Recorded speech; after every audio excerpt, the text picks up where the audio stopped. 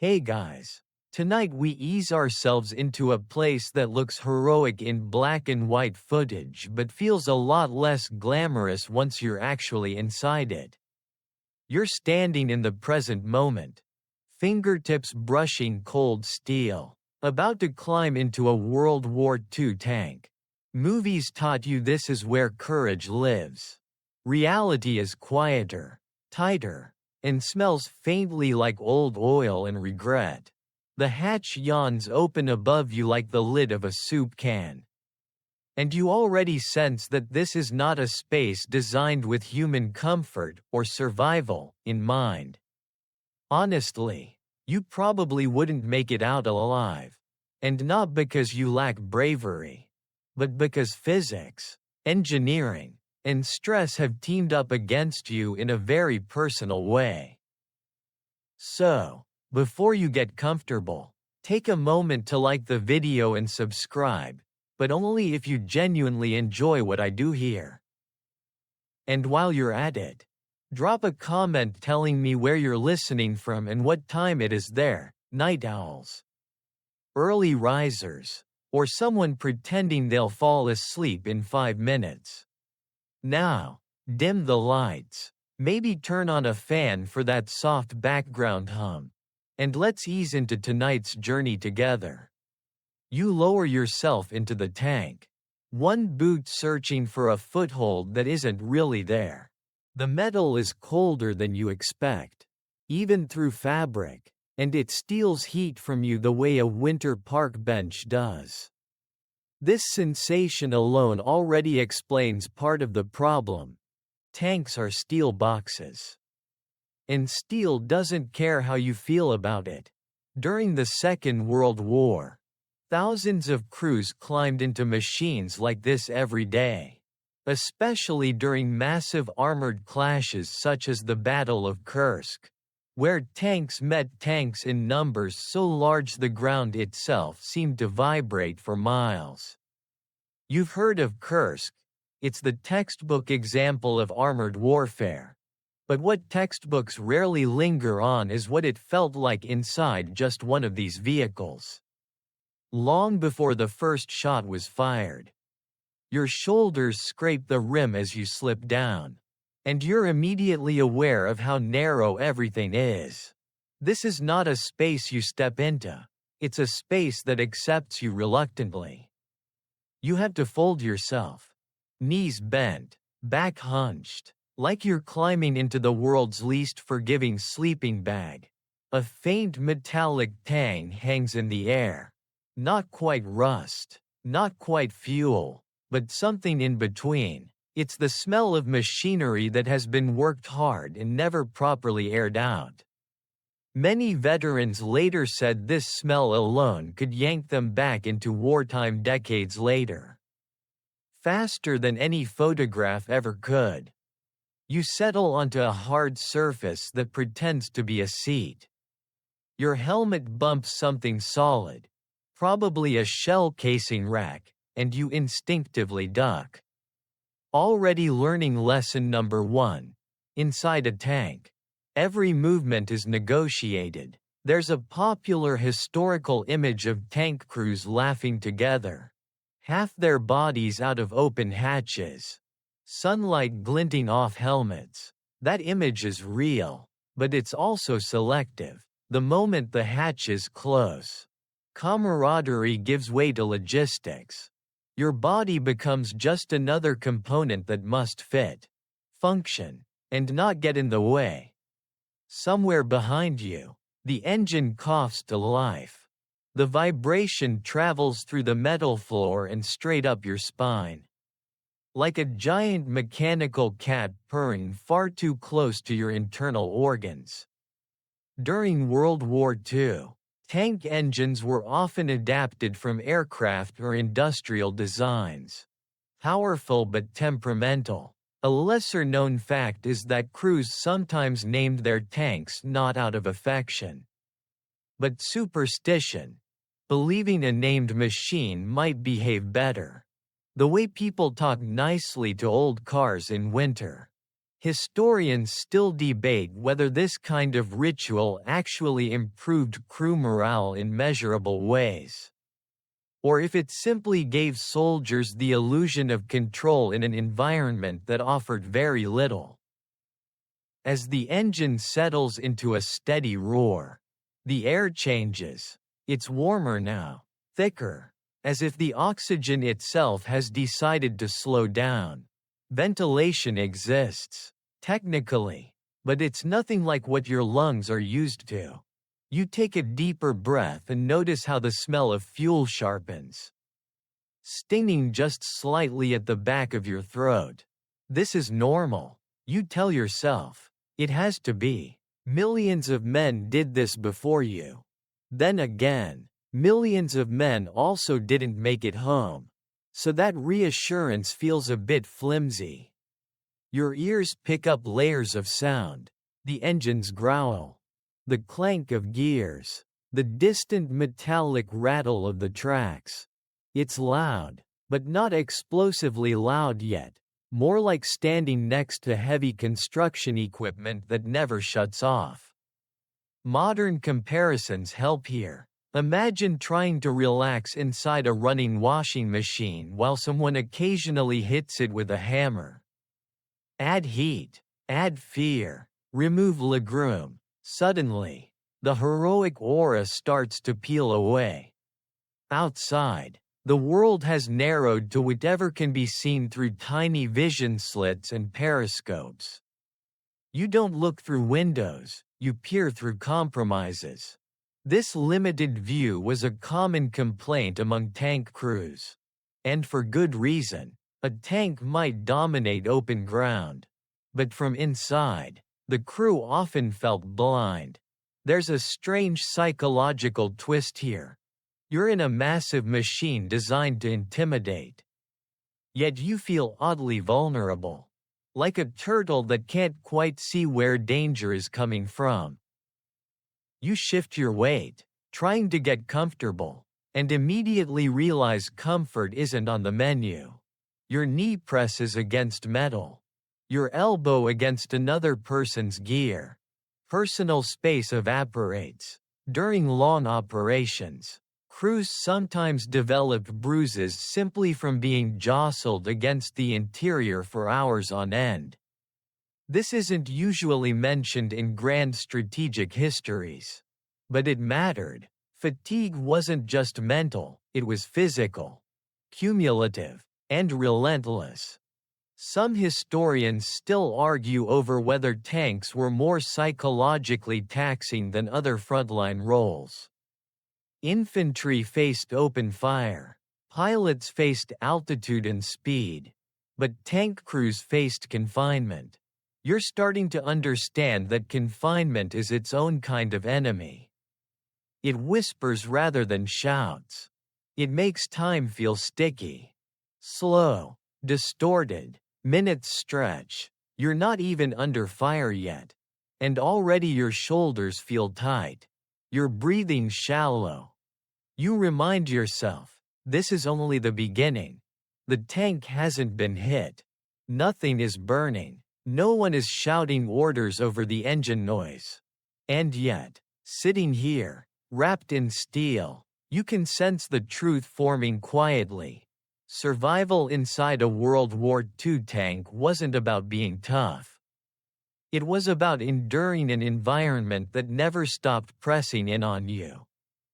Physically and mentally, until something gave. And as the engine note subtly changes and the tank begins to move, you realize you haven't even reached the hard part yet. The tank lurches forward with the subtle grace of a refrigerator being pushed downhill.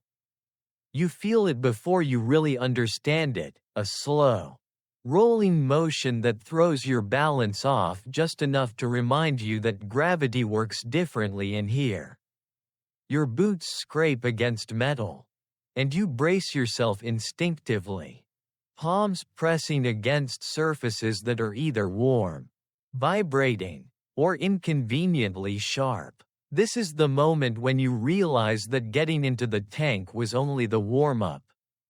Staying functional inside it is the real test. You're now fully committed. The hatch above is closed, sealing you into a world measured in inches rather than horizons.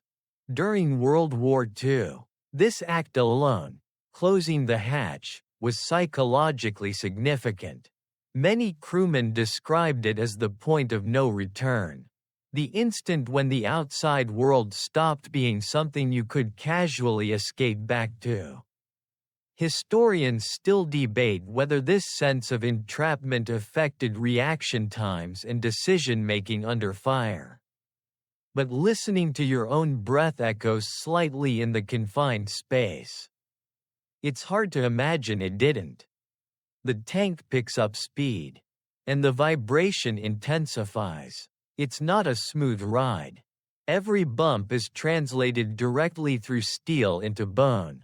Modern suspension systems spoil you. World War II tanks had nothing of the sort. Your teeth click together lightly. A rhythmic chatter you didn't ask for. The noise grows denser, too, filling every available pocket of silence.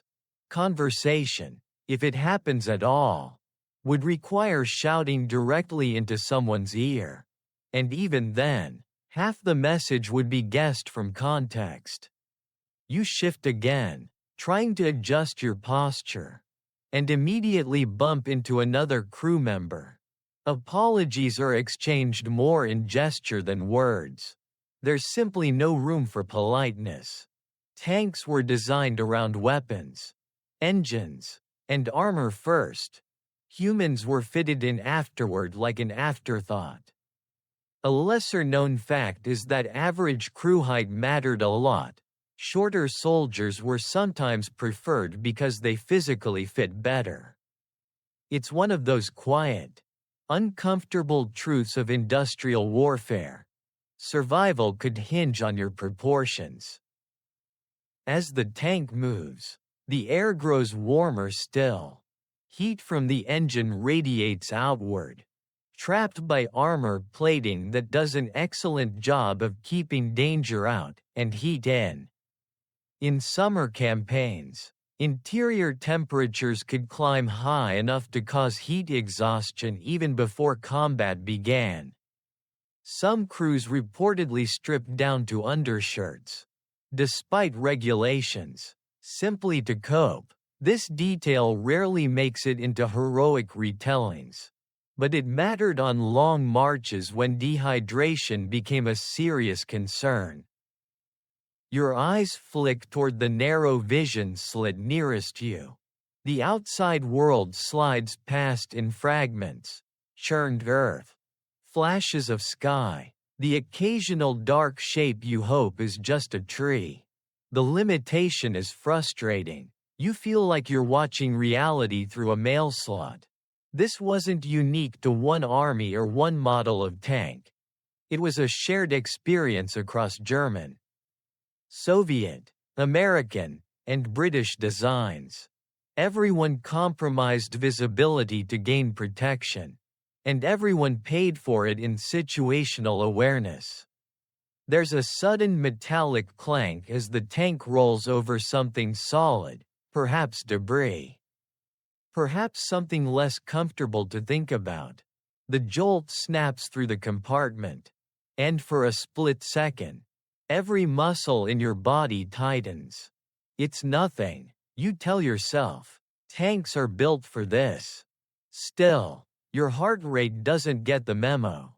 This constant low-level stress was a defining feature of armored warfare, and many veterans later described it as more exhausting than moments of outright combat.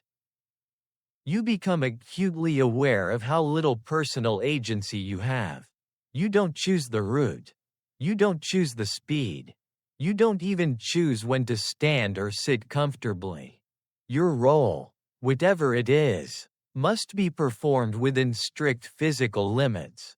During major offensives like the Allied push after D-Day, crews often spent hours inside their tanks without relief. Eating, drinking, and relieving themselves as best they could in a space barely larger than a modern walk-in closet. It's not glamorous, but it's honest. There's also the constant presence of ammunition.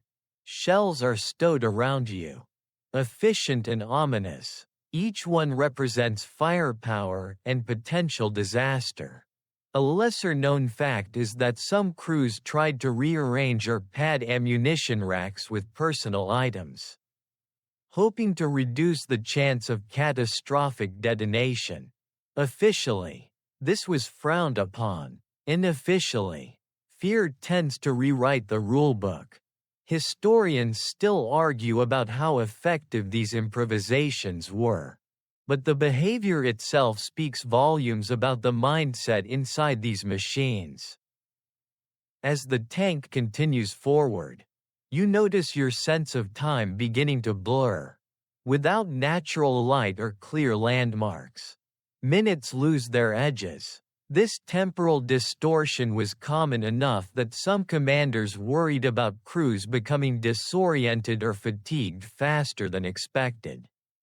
You glance at nothing in particular, because there's nowhere meaningful to look, and realize that your world has shrunk to tasks, sensations, and anticipation.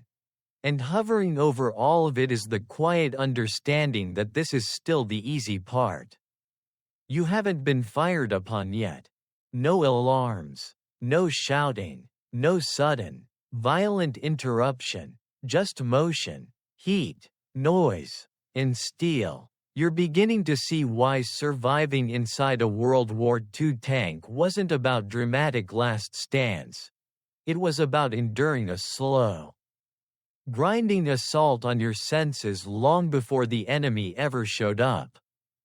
The air is the next thing you start to notice, mostly because your lungs quietly object to it. Each breath feels a little less satisfying than the last, like you're inhaling through a scarf you didn't ask for. The tank hasn't sealed you off from oxygen entirely. This isn't a submarine, but it has definitely downgraded the quality. Ventilation fans were somewhere above, doing their best, which isn't very good. During World War II, especially in early and mid-war designs, air circulation inside tanks was more of a suggestion than a guarantee. You inhale again, slower this time, and catch the layered smell of it all. Hot oil, fuel fumes, warm metal, a faint, acidic tang that might be exhaust gases sneaking in through imperfect seals. It's not enough to knock you out, but it's enough to keep your body slightly on edge.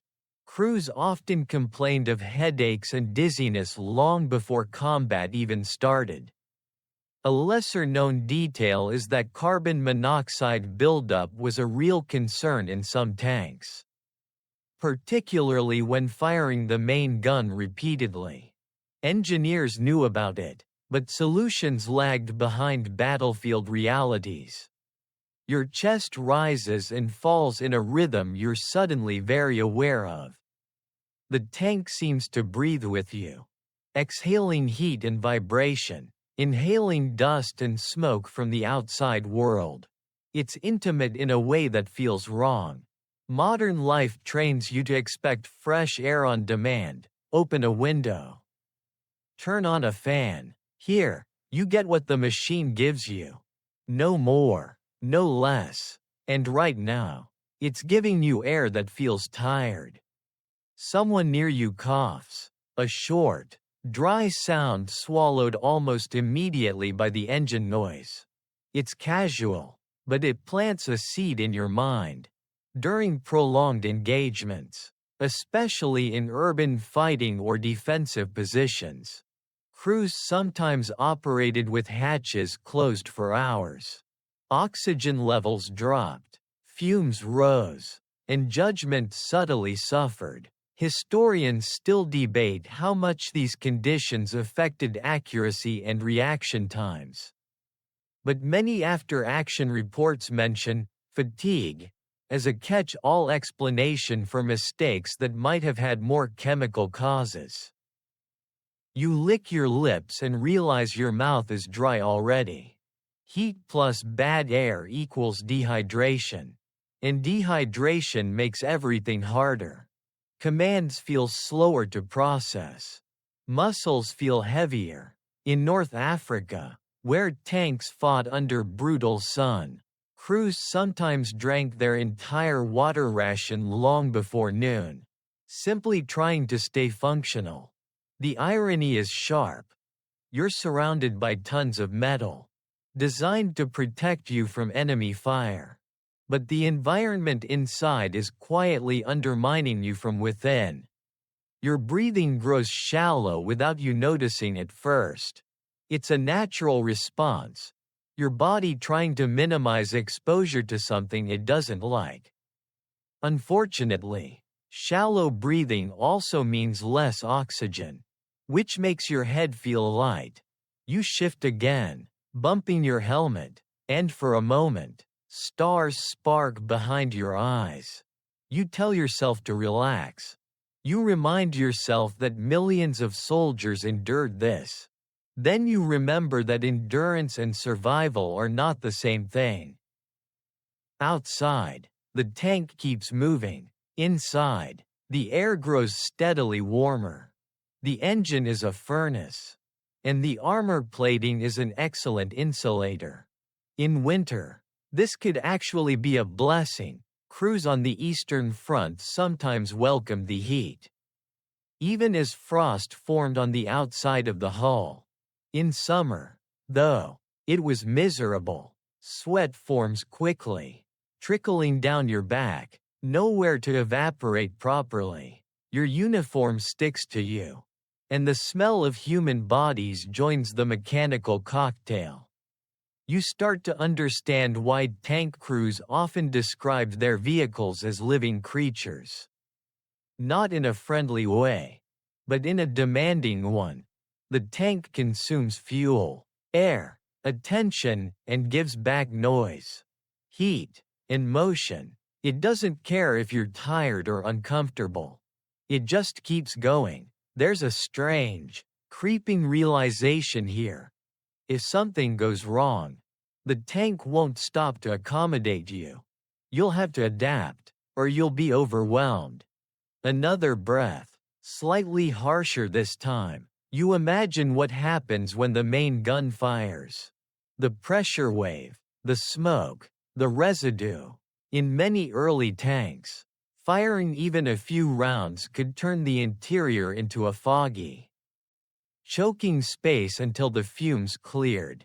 Crews learned to time their breaths, to look away, to endure it. This kind of adaptation doesn't show up on medals or in speeches. But it was essential. You pause, listening to your own heartbeat under the mechanical roar. It's steady, for now. But you can feel how fragile that steadiness is. The air, something you never think about in daily life, has become a variable you have to manage consciously. That alone should worry you. You're still not under direct fire.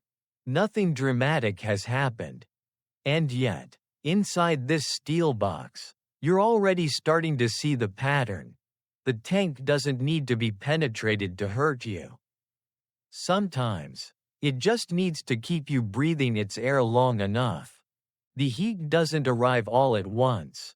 It creeps in, polite at first, then impossible to ignore. You feel it pooling around your legs, climbing upward like bathwater you didn't ask to sit in.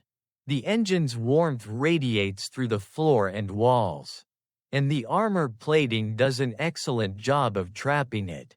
This steel shell was designed to keep deadly things out, and it succeeds beautifully, unfortunately. It also keeps everything else in, including you, including the heat. Your skin prickles under your clothes. Sweat forms quickly, then faster, then constantly. There's no breeze to carry it away. No real evaporation, just damp fabric clinging where it shouldn't. World War II tank crews often joked that they could tell how long a mission had lasted by how soaked their uniforms were. It's one of those jokes that isn't really funny unless you're trying very hard not to think about how uncomfortable you are. Historians still debate whether heat was a primary factor in crew fatigue or merely an amplifier. But sitting here, it feels like a main character. The temperature keeps rising. On summer days in Western Europe, interior temperatures could reach levels comparable to a modern sauna, except you're wearing heavy gear. Crouched in metal, and expected to perform precise tasks under stress. In North Africa, it was worse. Tanks there essentially became mobile ovens. Crews sometimes burned their hands on metal surfaces without realizing it until blisters formed later. That's a detail that rarely makes it into neat battlefield diagrams. You wipe sweat from your brow. Or at least you try to. Your elbow bumps into something solid. And the motion feels awkward. Inefficient. Even small gestures cost effort in here. Heat has a way of magnifying irritation. Every sound seems louder. Every vibration more intrusive. You notice your patience thinning. Your thoughts drifting just a little. That's the danger. Heat doesn't knock you out dramatically, it erodes you quietly. Someone nearby mutters something you can't quite hear over the engine. Maybe it's a complaint. Maybe it's a joke. Humor was a common coping mechanism inside tanks. Often dark and oddly specific. If the enemy doesn't get us, this thing will, was a sentiment echoed across multiple armies. Historians still argue about whether such gallows humor improved morale or merely masked deeper stress. But either way, it filled the air alongside the fumes. Your mouth feels even drier now. Sweat pulls moisture from everywhere. And water is precious. Crews carried canteens. But drinking too much too fast could mean running out later. When you needed it most. So you ration sips. Letting the liquid sit on your tongue before swallowing. Trying to trick your body into feeling satisfied. It's a small, almost silly strategy, but inside a tank, small strategies are survival tools. The heat also affects the machine. Engines run hotter, components expand, mechanical tolerances tighten. A lesser-known fact is that overheating contributed to breakdowns more often than enemy fire in some campaigns. Tanks that stopped moving became liabilities almost instantly. You feel a flicker of unease at that thought. The heat isn't just uncomfortable, it's a warning sign. Your breathing grows heavier, not from exertion, but from effort. Every inhale feels thick, every exhale warm. You imagine what happens if you have to fight like this. React quickly. Coordinate. Stay alert. Heat slows reaction time. It dulls focus. And it doesn't care how motivated you are.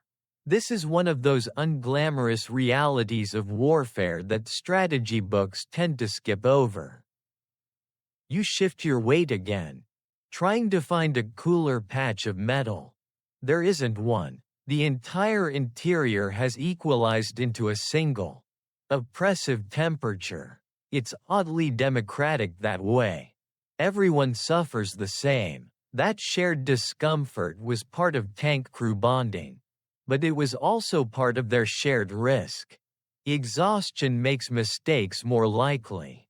And mistakes inside a tank rarely stay small.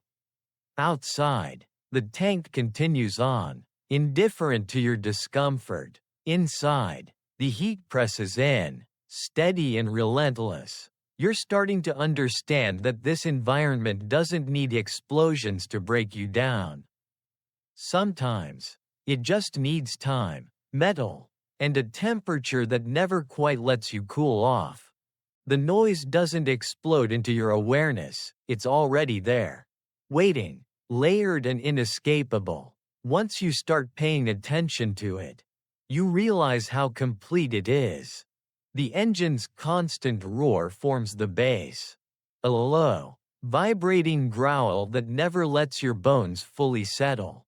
On top of that comes the rattle of tracks, the clank of gears, the occasional metallic shriek that makes you wonder briefly if something important is about to fall off. Inside a World War II tank, silence simply doesn't exist. Your ears adjust in the way they always do around loud environments. But that adaptation is deceptive. The sound never becomes safe, it just becomes normal. Tank crews often suffered long-term hearing damage, even if they survived the war physically intact. This was so common that many veterans later described a persistent ringing, tinnitus, long before the term was widely used. It's a quiet cost of armored warfare that doesn't show up in casualty statistics. You try to listen for anything beyond the machine itself. Enemy fire, commands, signals from outside. The problem is that everything sounds the same volume. Direction gets muddy. A bang might be a track hitting rubble or a shell striking nearby. Your brain works overtime trying to categorize each noise. And that constant effort is exhausting. Historians still debate how much this auditory overload contributed to slower reaction times. But it's hard to imagine it didn't play a role. Communication becomes an exercise in frustration. You lean toward another crew member, shout a few words, and hope they interpret them correctly. Intercom systems existed, but they were unreliable and often broken or disabled. Hand signals were useless in the dark. Cramped interior, so you rely on repetition, instinct, and a kind of shorthand developed under pressure. It's efficient, but brittle. One misunderstanding can cascade into something much worse. The noise also vibrates through your body. It's not just something you hear, it's something you feel in your chest. Your teeth, your skull. After hours inside a tank, some crews reported feeling as if the engine was still running inside them even after they climbed out. A lesser-known fact is that this sensory afterimage sometimes lingered for days, making rest difficult even in quiet surroundings. Then there's the sudden stuff. A sharp metallic crack rings out as the tank fires its main gun. The sound is immediate and overwhelming. A physical odor that slams into your ears and compresses the air around you. For a split second, everything else disappears. Smoke blooms inside the compartment, and the noise leaves your ears buzzing, like you've just stood too close to a speaker at a concert you didn't enjoy. This is normal, you're told. This is what it's like. You blink, trying to clear your vision, and realize how disorienting that moment was. Multiply it by dozens of rounds, fired in quick succession, and you begin to see the problem. Crews learn to anticipate the blast, to tense at the right moment, to open their mouths slightly to equalize pressure. These tiny habits were passed along informally, not always written down. Historians still argue about how standardized such practices were across different armies. Between shots, the engine noise rushes back in, filling the space again. There's no recovery period, no quiet moment to reset your senses. Everything is continuous. Your head throbs faintly, a dull ache that sits just behind your eyes. You wonder how long you could endure this before something inside you simply refused to keep up. You think about how modern hearing protection works: earplugs, noise-canceling headsets, and almost laugh at the comparison. Here, your only defense is endurance. Some crews stuffed cotton or cloth in their ears. With limited success. Others just accepted the damage as inevitable. Survival first, consequences later. As the tank rumbles on, the noise becomes part of your mental landscape. Like weather you can't escape. It shapes how you think, how you react, how quickly you tire. And you're starting to see a pattern emerge again. The tank doesn't need to be hit to harm you. Sometimes, it just needs to keep making noise, hour after hour, until your senses are worn thin and your reactions slow just enough to matter. Your eyes ache before you even realize why. It's not strain from reading or staring at a screen, it's the constant squinting. The effort of trying to extract meaning from almost nothing. The world outside the tank reaches you through narrow vision slits and periscopes that feel less like windows and more like loopholes cut into a medieval wall. You lean in, shifting your weight carefully, and peer through one. What you see is a slice of reality. Thin and incomplete, like looking at a war through a mail slot. The ground slides by in fragments. Dirt, a blur of grass, a flash of sky that's gone before you can register its color. You don't see the battlefield, you infer it. Every decision made inside this tank is based on partial information, filtered through glass, dust, and vibration. During World War II, this was one of the greatest disadvantages tank crews faced. No matter how thick the armor, situational awareness was always compromised. Historians still debate whether improved optics later in the war significantly reduced this problem. But early on, crews often felt dangerously blind. You pull back slightly, giving your neck a break, and realize how unnatural your posture has become. You're hunched, twisted, craning forward like someone trying to overhear a conversation through a wall. Muscles in your shoulders burn faintly from holding positions they were never meant to hold for long. Tank interiors weren't designed for ergonomics. They were designed to fit guns and engines. Your body is just along for the ride. You lean in again, because you have to. Outside threats don't announce themselves politely. A flash, a shadow, a movement that doesn't belong, any of these could matter. The problem is that everything outside looks vaguely threatening when you can't see it properly. A bush could be infantry. A pile of rubble could hide a weapon. The limited view turns uncertainty into a constant companion. Your imagination fills in the gaps. And it's rarely generous. A lesser-known detail is how much crews relied on verbal descriptions from whoever had the best view at the moment. Tree line, left, movement, front. These short phrases carried enormous weight. If the description was wrong, or misunderstood, the consequences were immediate.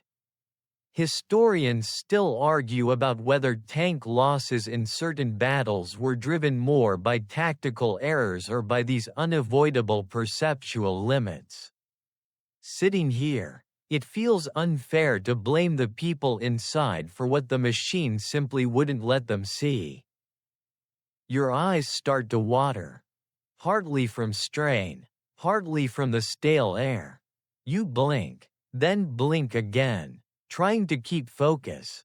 There's also the issue of light. Inside the tank, it's dim, lit unevenly by whatever sunlight sneaks through openings or by small interior lamps that cast harsh, localized glows. Going back and forth between dark interior and bright exterior through optics is disorienting. Your pupils can't decide what they're supposed to be doing. You think about how much you rely on peripheral vision in everyday life. How you sense motion without directly looking at it. Inside a tank, that sense is gone. Everything requires deliberate attention. Turn your head, lean forward, peer, interpret. It's mentally exhausting, like playing a game where the screen only refreshes when you move just right. And while you're doing all this, the tank keeps moving, the engine keeps roaring, the heat keeps building. There's a sudden shape in your view, something vertical. Then gone. Your heart jumps before your brain catches up. Maybe it was a fence post. Maybe it was nothing. You won't know, because it's already out of sight. This constant near miss with certainty wears on you. Your body reacts to potential danger over and over again, even when there's nothing to respond to. Stress hormones don't care about accuracy. You pull back again, rubbing your eyes with the back of your hand. The gesture feels clumsy, oversized, space is limited, and even simple movements require negotiation. You're aware now that seeing less doesn't just make you vulnerable to the enemy. It makes you vulnerable to mistakes. Misjudged distances, delayed reactions, friendly units mistaken for threats. These things happened, more often than official reports like to admit. The tank rolls on, steel blinders firmly in place. Inside, you're learning a quiet, unsettling truth, for all its power. This machine asks you to fight a war you can barely see. And doing that, minute after minute, is its own kind of damage, one that builds slowly. Behind your eyes, long before the first shell ever finds its mark. The smell sneaks up on you in layers. The way a bad memory does. At first, it's just fuel, sharp, oily, unmistakable. Then comes the warm metal scent. Like overheated tools left out in the sun. Underneath that is something more human, sweat, damp fabric, breath recycled too many times. Together, they form an atmosphere that feels heavy on your tongue. You don't just breathe this air, you taste it. You swallow, and the flavor lingers. It's not unbearable, but it's persistent, and persistence is the real problem. Inside a World War II tank, smells didn't come and go, they accumulated. Fuel fumes seeped in through seals that were never perfect. Oil mist hung in the air after maintenance. When the gun fired, burnt propellant added a smoky edge that took far too long to clear. A lesser-known fact is that some crews could identify specific mechanical issues purely by smell. The way a chef knows when something's burning before the smoke alarm goes off. Your stomach tightens slightly, not from fear exactly, but from sensory overload. Smell is tied closely to emotion, and this environment presses on your nerves in subtle ways. Veterans often recalled that certain odors, diesel fuel, hot grease, could trigger vivid flashbacks years later. Historians still debate how much sensory memory contributed to long-term stress compared to more obvious traumatic events. But sitting here, it's easy to believe that this constant olfactory assault left deep grooves in the mind. You shift again, and the smell shifts with you. There's nowhere to escape it. In open air, a bad odor dissipates. Here, it's trapped, recirculated, shared. You're breathing what the tank breathes. And what everyone else breathes too. During long operations, crews sometimes joked that the air inside had a personality, temperamental, foul, and unforgiving. Humor helps, but it doesn't clean the air. Then there's fear, which has a smell too. Even if no one likes to admit it, sweat changes when adrenaline kicks in. Your own body contributes to the atmosphere now. Whether you want it to or not, you become part of the problem you're enduring. That realization is oddly unsettling. Like realizing you're making a room messier just by standing in it. The engine revs slightly, and a fresh wave of fumes rolls through. You feel it catch in your throat.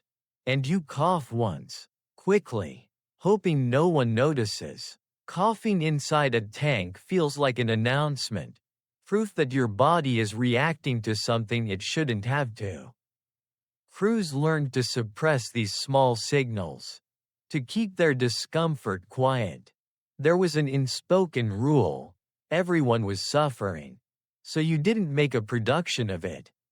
You think briefly about how modern vehicles isolate you from smells, filters, sealed cabins, climate control. This tank has none of that.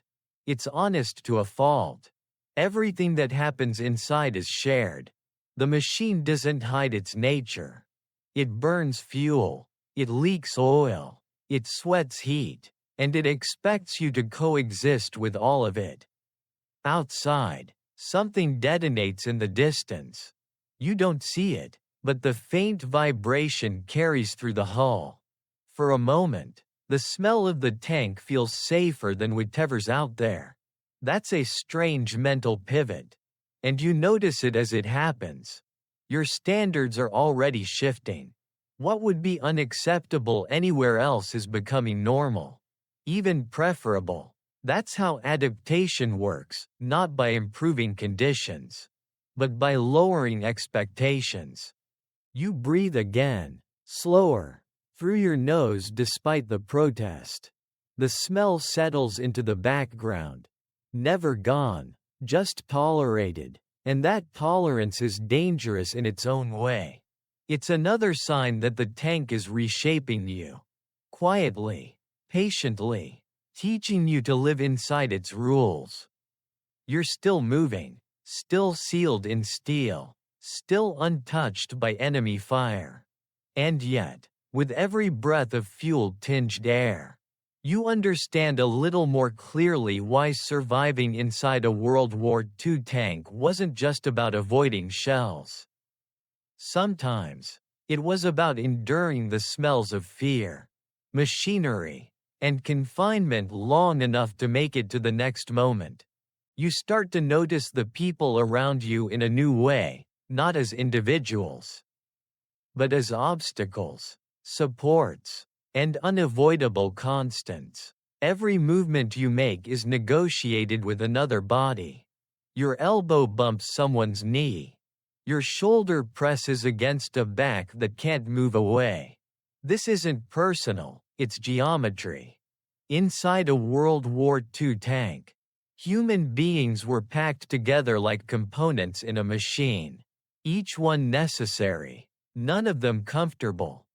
You try to shift your weight again, just a few inches, and immediately regret it. There's no empty space to move into. Only someone else's space. Tank crews learned each other's shapes intimately, memorizing where limbs usually were, where gear stuck out, how to move without causing pain or disrupting a task. It's an odd kind of closeness, forced and functional. Privacy doesn't exist here, not physical, not emotional. The tank jolts over uneven ground, and everyone sways together in a clumsy, synchronized motion. It feels less like a crew and more like a single, awkward organism trying to stay upright. You brace instinctively, muscles tensing, and realize how much effort it takes just to remain stable. Over hours, that effort adds up. Fatigue creeps in not because you're running or fighting, but because you're constantly compensating. A lesser-known fact is that cramped conditions directly affected performance.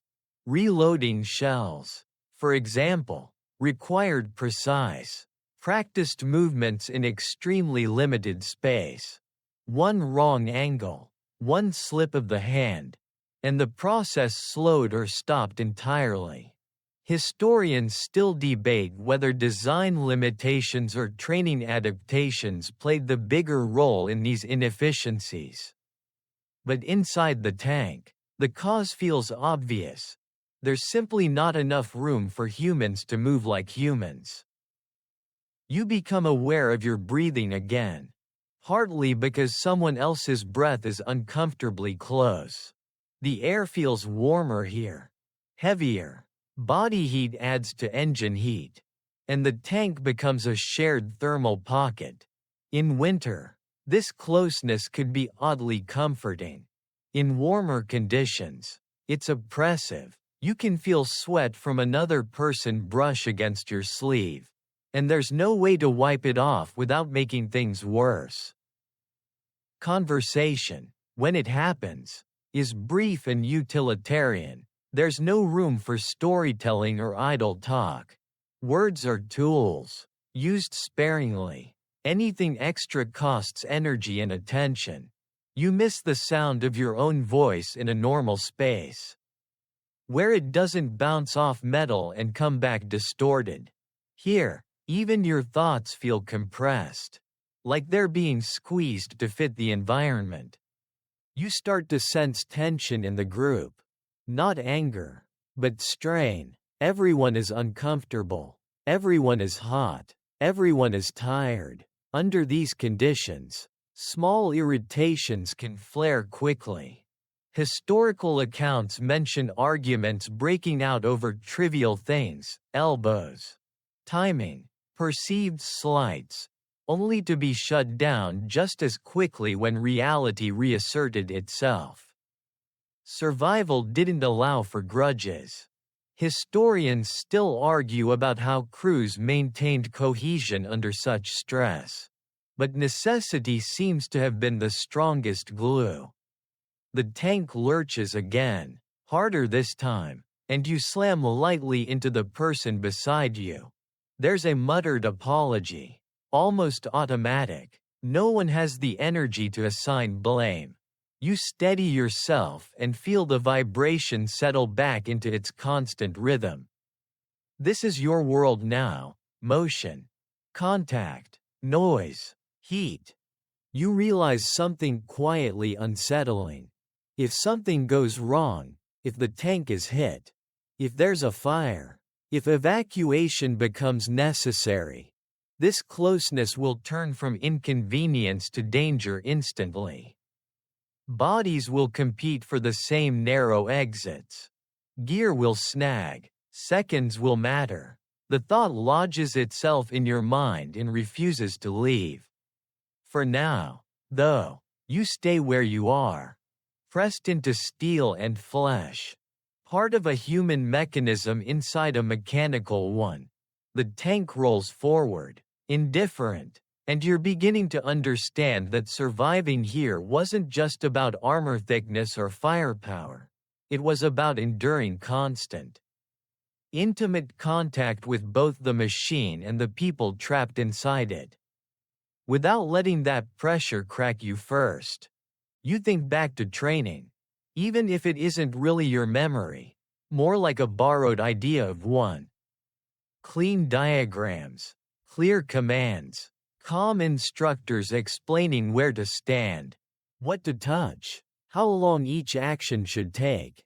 Training always assumes space, time, and a cooperative environment. Inside the tank, reality has already voided that contract. Everything you practiced now has to happen faster, louder, hotter, and in half the room you were promised. The tank rumbles on, and you feel the difference between rehearsal and consequence. In training, mistakes are corrected. In here, mistakes compound. A missed cue, a delayed movement, a misunderstood command. Each one stacks pressure onto the next. World War II tank crews often trained extensively, but no amount of preparation could fully simulate combat conditions. Historians still debate whether extended training actually improved survival rates or simply produced crews who lasted longer before breaking down. Your hands hover near where they're supposed to be, ready to act. You notice a faint tremor in your fingers, not fear exactly, but anticipation mixed with fatigue.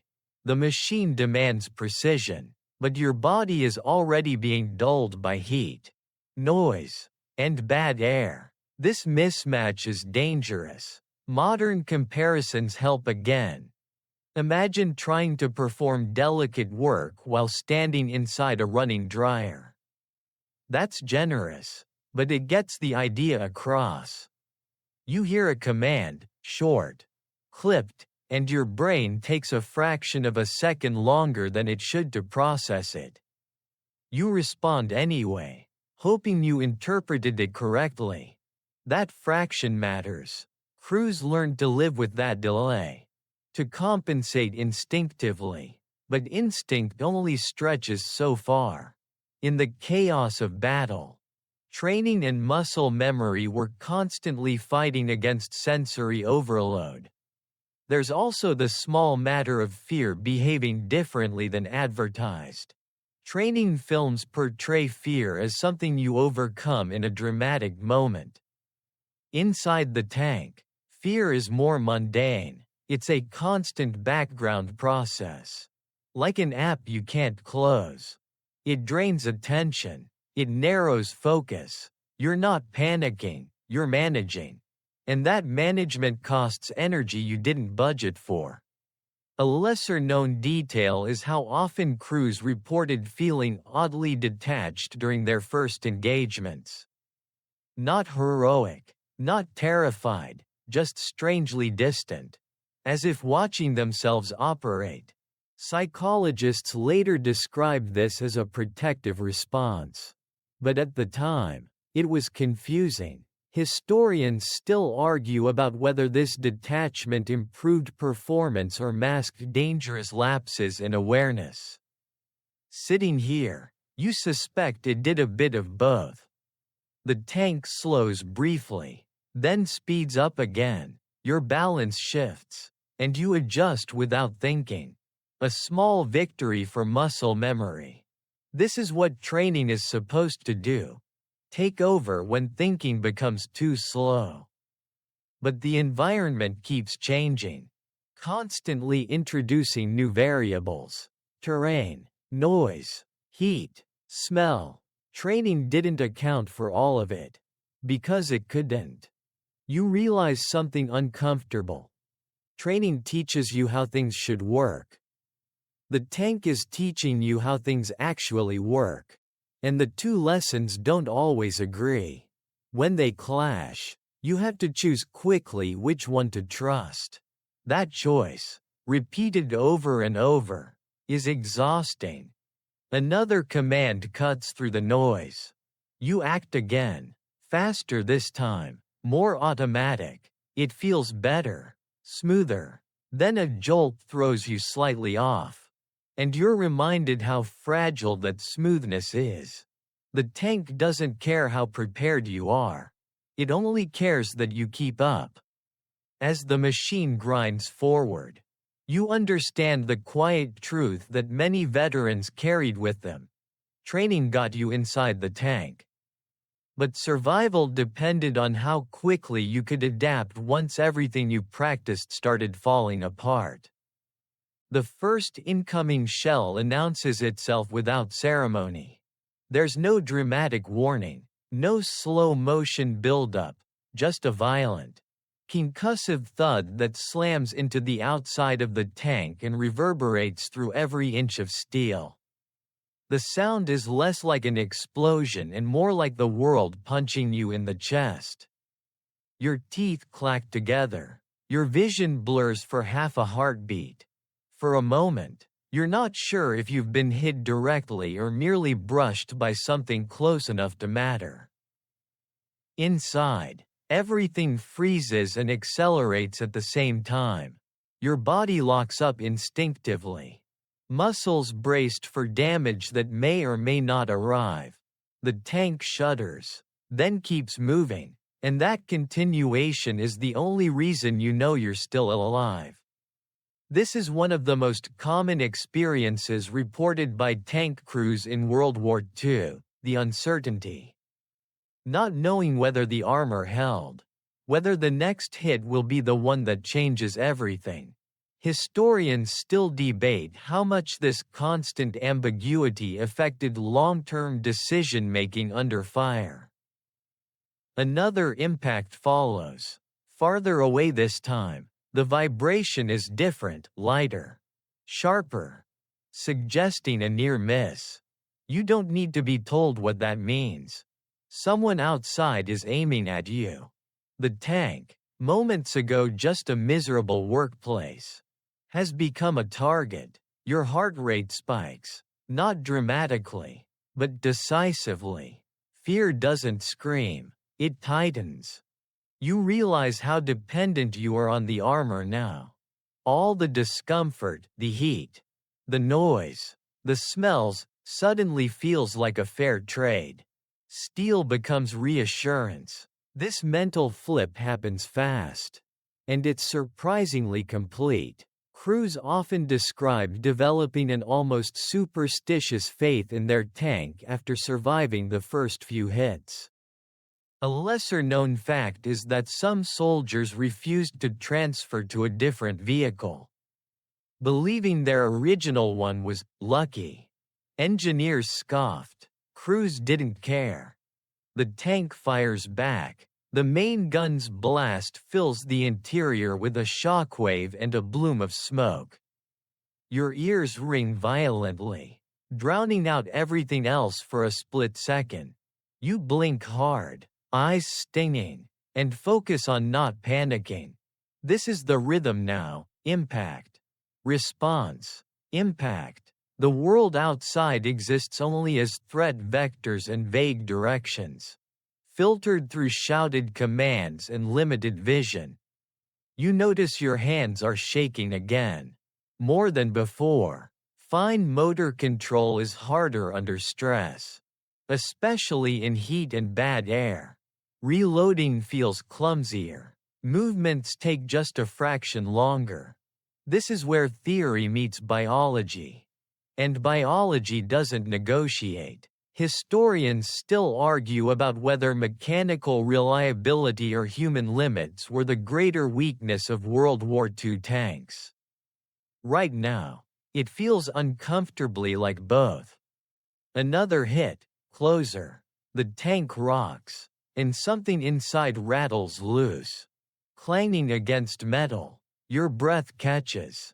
For an instant, you imagine fire, smoke, the rush to escape. Then nothing happens. The armor holds. Again, relief washes through you, quick and almost euphoric, followed immediately by dread. You know the math. Each hit survived doesn't reduce the chance of the next one.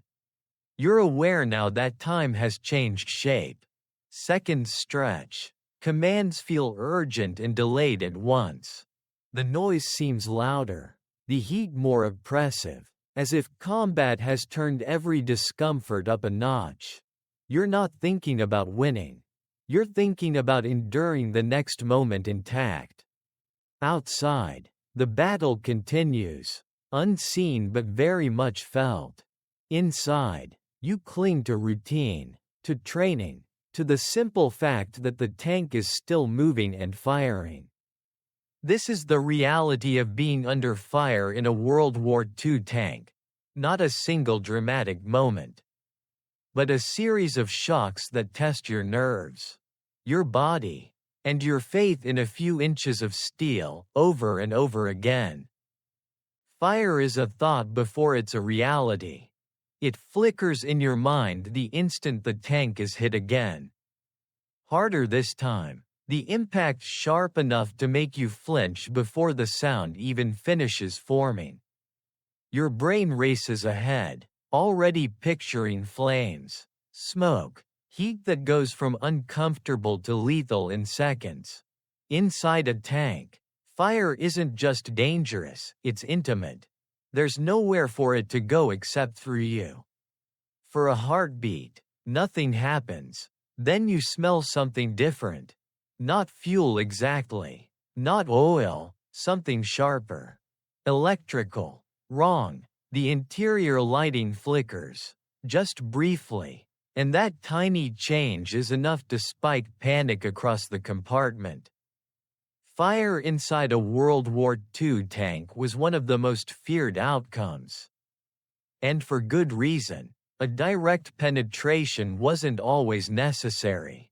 Spalling, when fragments of armor flake off the inside after an impact, could ignite fuel vapors or injure crew without a shell ever fully breaking through. You listen for shouts, for orders, for any indication of what's happening beyond your narrow slice of awareness. The noise is chaos now: engine, gunfire, metal ringing like a struck bell. Your breathing speeds up despite your efforts to control it. Fire demands urgency, and urgency fights against the cramped reality of the tank. If something ignites, you won't have room to hesitate. A lesser-known fact is how quickly internal fires could spread. Ammunition propellant burns fiercely, producing intense heat and thick smoke. Crews were trained to respond instantly, fire extinguishers within reach. Practiced motions drilled into muscle memory. But training assumes visibility and coordination. In reality, smoke could fill the compartment in seconds, blinding and choking everyone at once. Historians still debate how effective onboard fire suppression systems really were, especially in earlier tank models.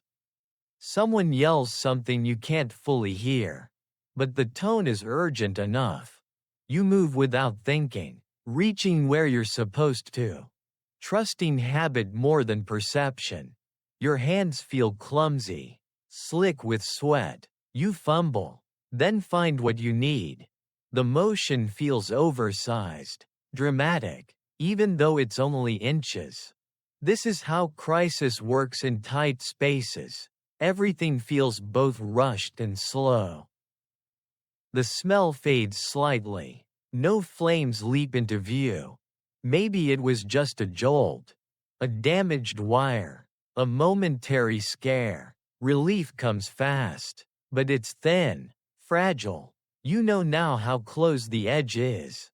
Fire doesn't announce itself politely. It waits for a mistake. A spark. A leak. Your mind replays stories you've half heard. Tanks nicknamed Ronsons because they supposedly lit every time they were hit. Though historians still argue whether that reputation was deserved or exaggerated by fear and rumor. Sitting here, the distinction feels academic. Exaggerated or not, the fear was real, and fear shapes behavior as much as facts do. The tank keeps fighting, you keep working, but something has shifted. The possibility of fire is no longer theoretical.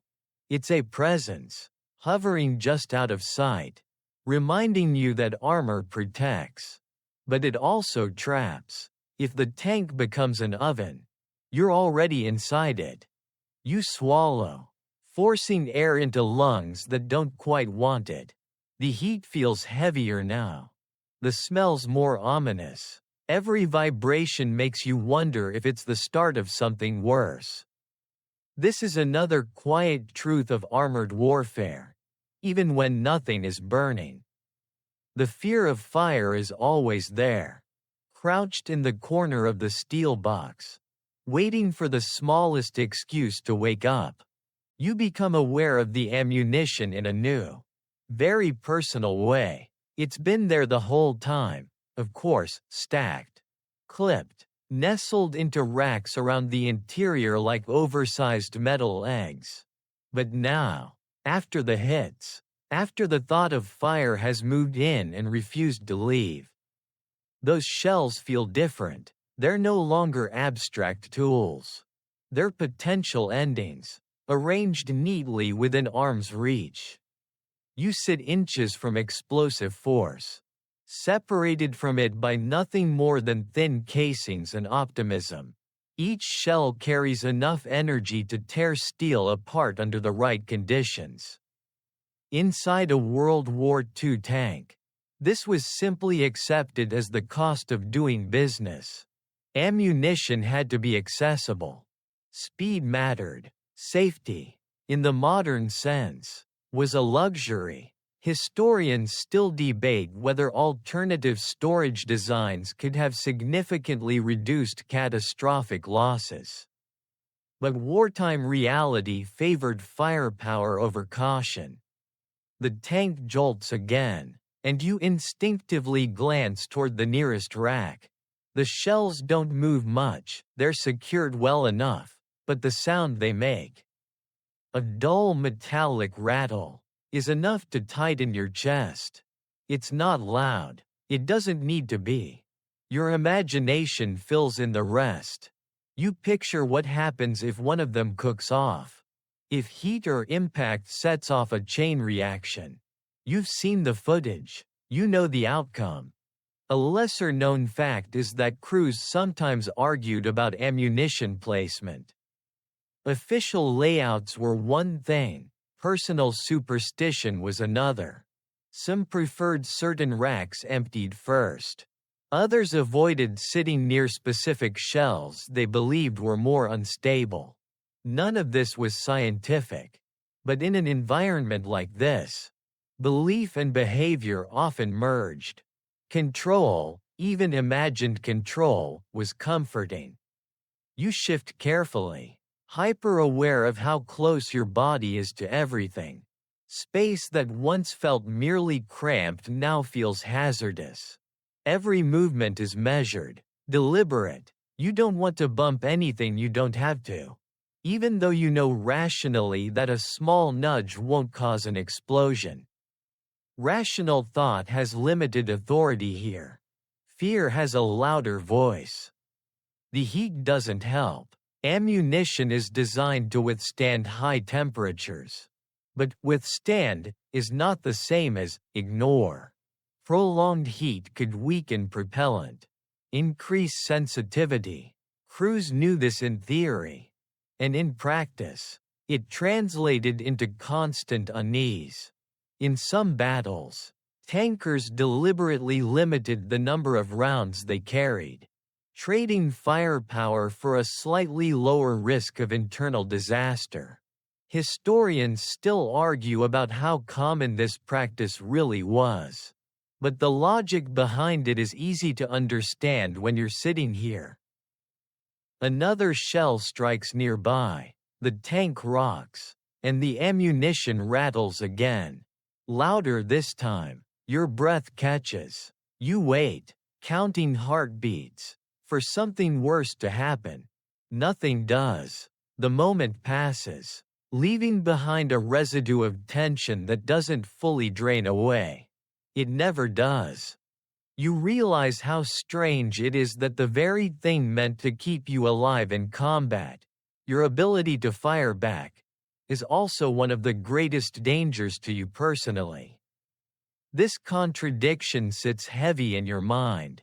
The tank is a balance of risks, and ammunition is right at the center of it. Too little, and you're helpless. Too much, and you're a rolling bomb. You force your focus back to your task. Dwelling won't help. Still, the awareness lingers. Every time the tank moves. Every time the engine revs. Every time another impact rings through the hull. You feel the presence of those shells around you. Patient and indifferent.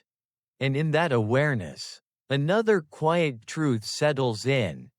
Surviving inside a World War II tank often meant living inches away from your own worst-case scenario.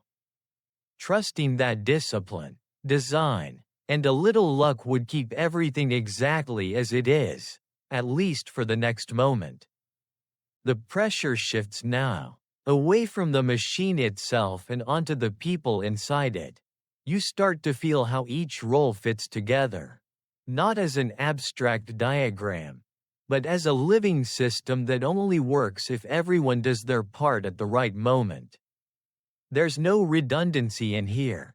If one person falters, the entire rhythm stutters. Inside a World War II tank, teamwork wasn't a virtue, it was a requirement. Commands come in short bursts, stripped of anything unnecessary. You don't hear explanations, only outcomes. Move, load, fire, adjust. Each word carries weight because there's no room for follow-up questions. You respond almost automatically, your body moving before your mind fully catches up. This is what the tank demands: speed over comfort, action over reflection. You notice how roles overlap under stress. Someone reaches for something you're already grabbing. Hands collide, then separate, both of you adjusting without comment. These small, silent negotiations happen constantly. A lesser-known fact is that crews often develop their own micro-procedures, unwritten rules about who moved when, who leaned where, to avoid collisions. Historians still debate how standardized these practices were across different units, but their existence speaks to how human adaptability filled the gaps left by rigid design. The tank fires again. The blast washes through the compartment, and you brace without thinking. Smoke curls briefly before being pulled away by whatever ventilation is still functioning. You cough once, sharply, then force yourself to keep moving. There's no time to recover fully between actions. Tasks stack up, each one demanding attention before the last has settled. You feel the strain in your arms now, a dull ache from repeated motions in awkward positions. Reloading isn't just about strength, it's about leverage, timing, and not hitting your head on unforgiving metal. Under ideal conditions, it's hard enough. Under fire, with the tank rocking and your senses overloaded, it becomes a test of endurance.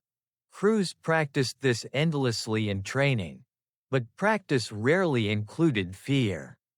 A brief lull settles in, the tank slowing as if to catch its breath. You use the moment to glance at the others, or at least the parts of them you can see. Faces are slick with sweat, expressions tight, focused. No one looks heroic, they look busy. That, you realize, is the point. Heroism inside a tank is boring, repetitive, and physically demanding. Another command cuts the lull short. You move again, muscles protesting quietly. Fatigue is setting in, and it's insidious. It doesn't arrive as a dramatic collapse, it seeps in, slowing reactions, dulling edges. Historians still argue about how long a crew could operate effectively under continuous combat conditions. But many accounts suggest the limit was shorter than commanders like to admit. You make a small mistake, nothing catastrophic. Just a momentary fumble. It's corrected instantly, without comment, but the awareness stings. Errors here are communal. Everyone feels them. That shared responsibility binds the crew together. But it also amplifies stress. You don't just fear for yourself, you fear letting everyone else down. The tank rumbles on, the machine and the crew locked into an uneasy partnership. You're no longer thinking about individual discomforts, the heat, the noise, the smells. They've merged into the background. What matters now is timing, coordination, and staying functional one moment longer. And as you keep working, shoulder to shoulder in a steel box under fire, you understand something fundamental. Surviving inside a World War II tank wasn't about individual bravery.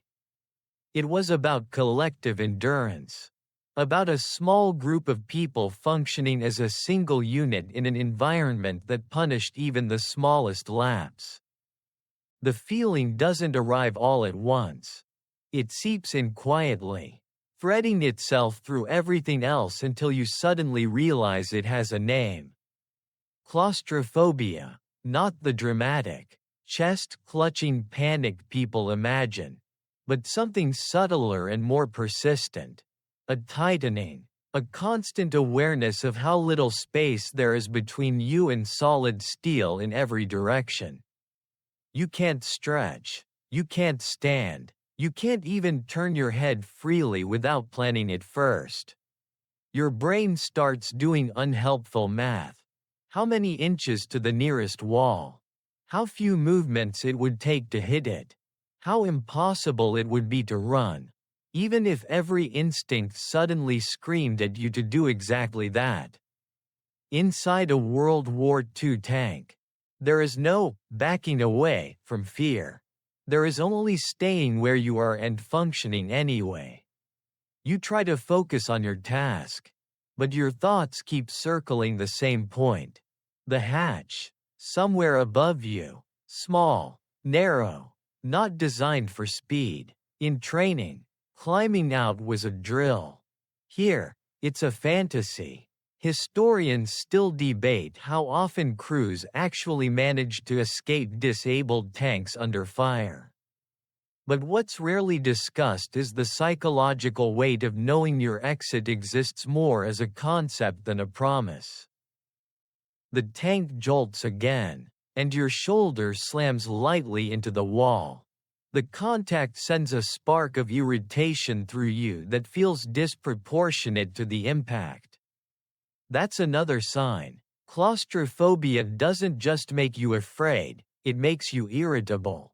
Every touch feels invasive. Every delay feels personal. You have to consciously rein it in, reminding yourself that none of this is intentional.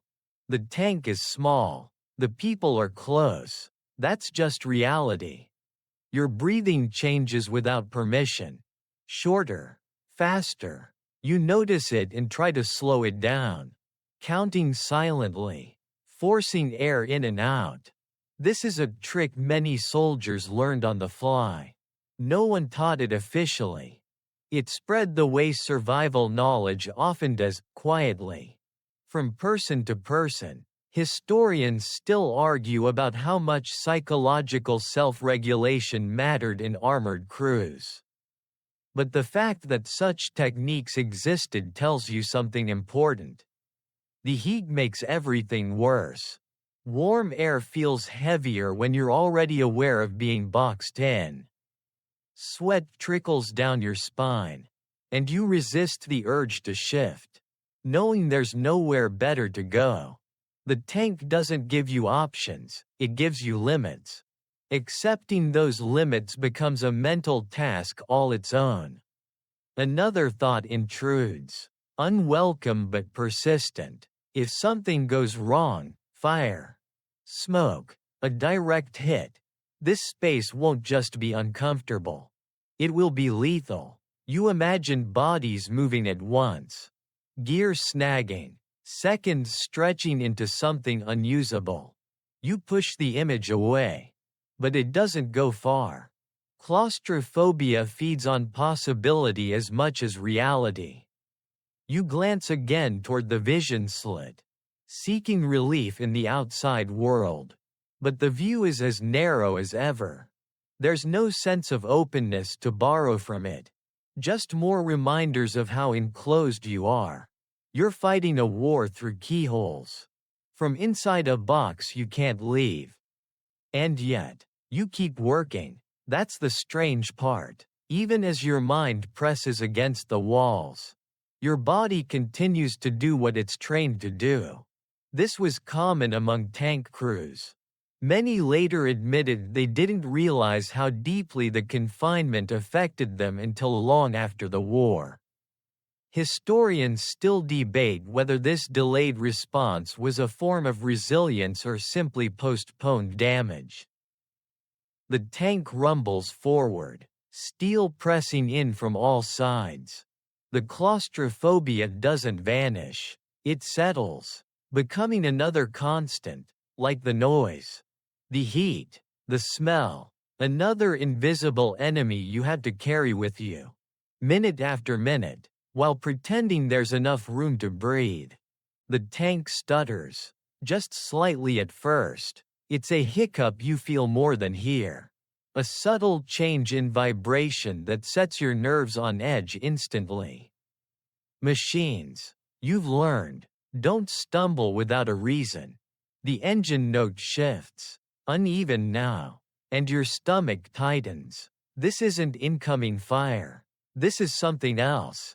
This is the possibility that the tank itself, the thing you've been trusting with your life, is about to betray you. Mechanical failure was so common in World War II tanks that crews almost expected it.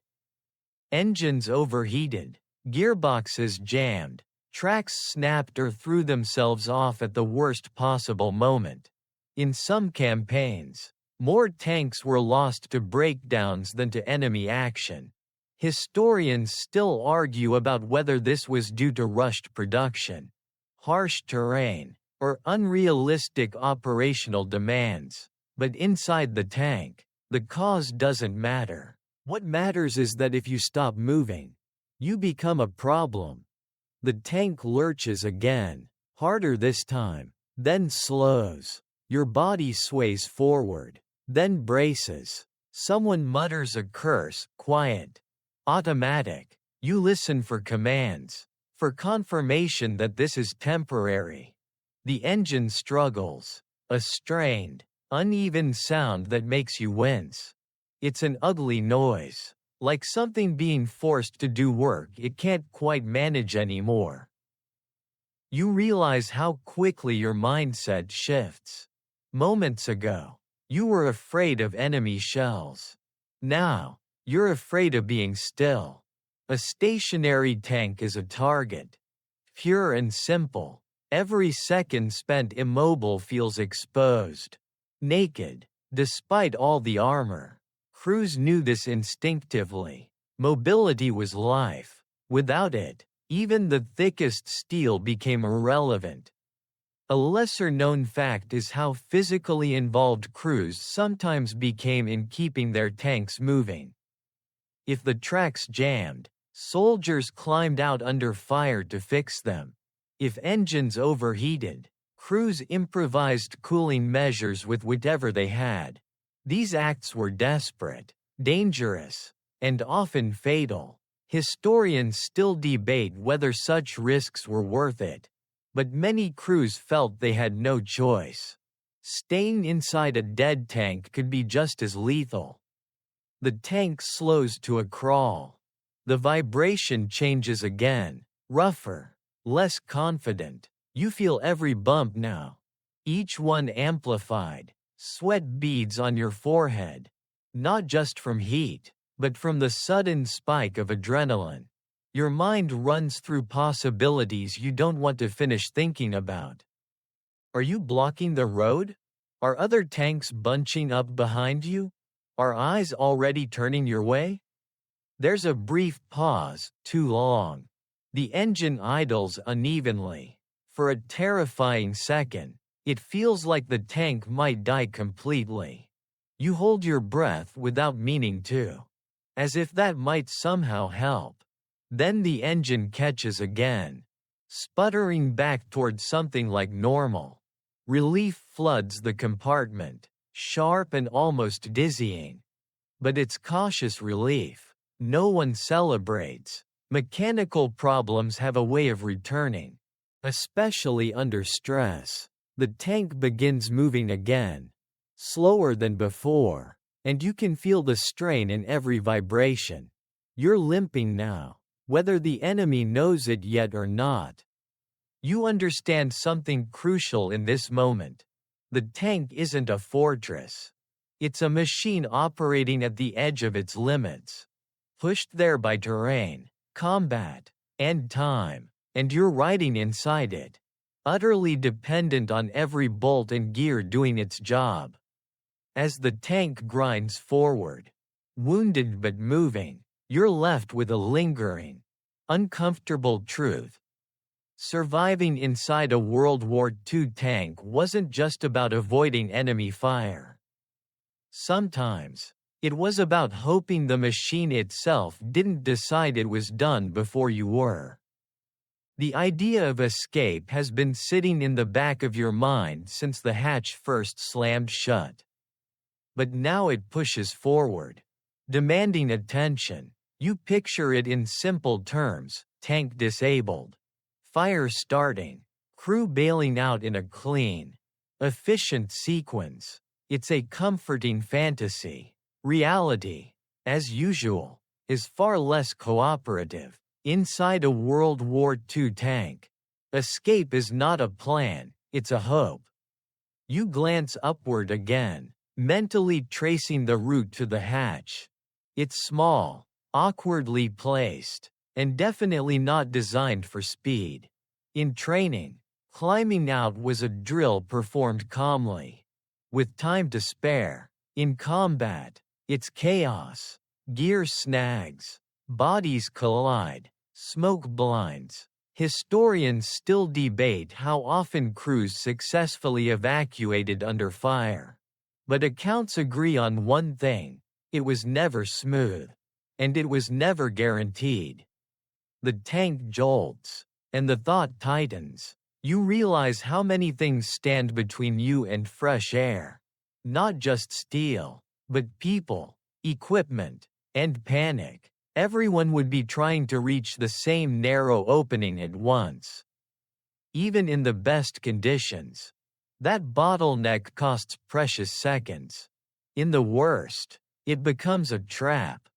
A lesser-known fact is that some crews practiced informal escape hierarchies, unspoken agreements about who went first, who followed, who helped whom. These weren't official rules, but survival strategies born of necessity. Historians still argue whether such arrangements actually improved outcomes or simply gave crews a sense of order in a situation defined by disorder. Sitting here, the value of even imagined structure feels enormous. The tank takes another hit nearby. Not direct, but close enough to make the hull ring. Your heart jumps, and your mind jumps with it. Straight back to the hatch. You imagine heat surging, smoke filling the compartment, orders shouted over the noise. You imagine your hands fumbling, your movements slowed by exhaustion and fear. The image is uncomfortably vivid. You test your position subtly, shifting your weight, noting how little room you have to maneuver. Even now, without smoke or flames, moving quickly would be difficult. Under stress, it would be worse. Claustrophobia sharpens the fear, turning every inch of steel into an obstacle. You remind yourself to breathe, slow and deliberate, pushing back against the rising pressure. The cruel irony is that staying inside often felt safer than leaving. Outside the tank waits open ground, enemy fire, and exposure. Inside, at least, there's armor, until there isn't. Crews were forced to make impossible choices in seconds, weighing one kind of danger against another. Historians still debate which option statistically offered better survival odds. But statistics don't help when you're the one deciding. For now, the tank keeps moving, the engine holds, no fire breaks out, the moment to escape doesn't arrive. But the thought doesn't leave. It lingers, a mental exit sign glowing faintly in the dark, reminding you that if things go wrong, you won't have the luxury of careful consideration. As the tank rumbles forward, you carry that knowledge with you. Escape is possible, but only barely. And only if everything aligns just right. And understanding how thin that margin is makes every vibration, every hit, Every second inside the steel box feels heavier than the last. The hit that stops you feels different from all the others. There's no sharp crack, no ringing explosion, just a heavy, brutal impact followed by an abrupt loss of motion. The tank lurches forward once, like an animal stumbling, then settles into stillness. The engine roars uselessly, tracks spinning or locked, and the realization lands with a sickening clarity. You're not moving anymore. Immobility changes everything. While you were rolling, even slowly, you felt part of the battlefield's momentum. Now, you're an object, a landmark, a problem waiting to be solved by whoever noticed you stop. World War II tank crews feared this state more than almost anything else. A disabled tank wasn't just vulnerable, it was hunted. Historians still debate whether immobilization alone doomed more tanks than direct penetration. But from the inside, the verdict feels obvious. The tank shudders as the engine strains, then eases back, coughing into an uneven idle. Someone calls out a status report. The answer is bad news delivered quickly. Track damage, possibly worse. The words blur together, but the meaning is unmistakable. You are no longer a moving threat. You are a stationary target wrapped in steel. Outside, the world continues without you. You can feel it in the vibrations, distant gunfire. Nearby movement, time stretches again, but this time it's heavier, thicker. Every second spent still feels like a countdown. Even though no one says the number out loud, your senses sharpen, straining to catch any sign of what's coming next. A lesser-known fact is that immobilized tanks often drew disproportionate attention from enemy forces. Even if the main gun was still operational, a tank that couldn't maneuver was easier to flank, easier to isolate. Infantry with anti-tank weapons loved stationary targets. Historians still argue about how quickly crews should abandon an immobilized vehicle. But that decision was rarely clear-cut in the moment. The heat inside the tank feels more oppressive now that you're not moving. There's no illusion of progress. No forward momentum to distract you. Sweat trickles freely, and your breathing feels louder in your own ears.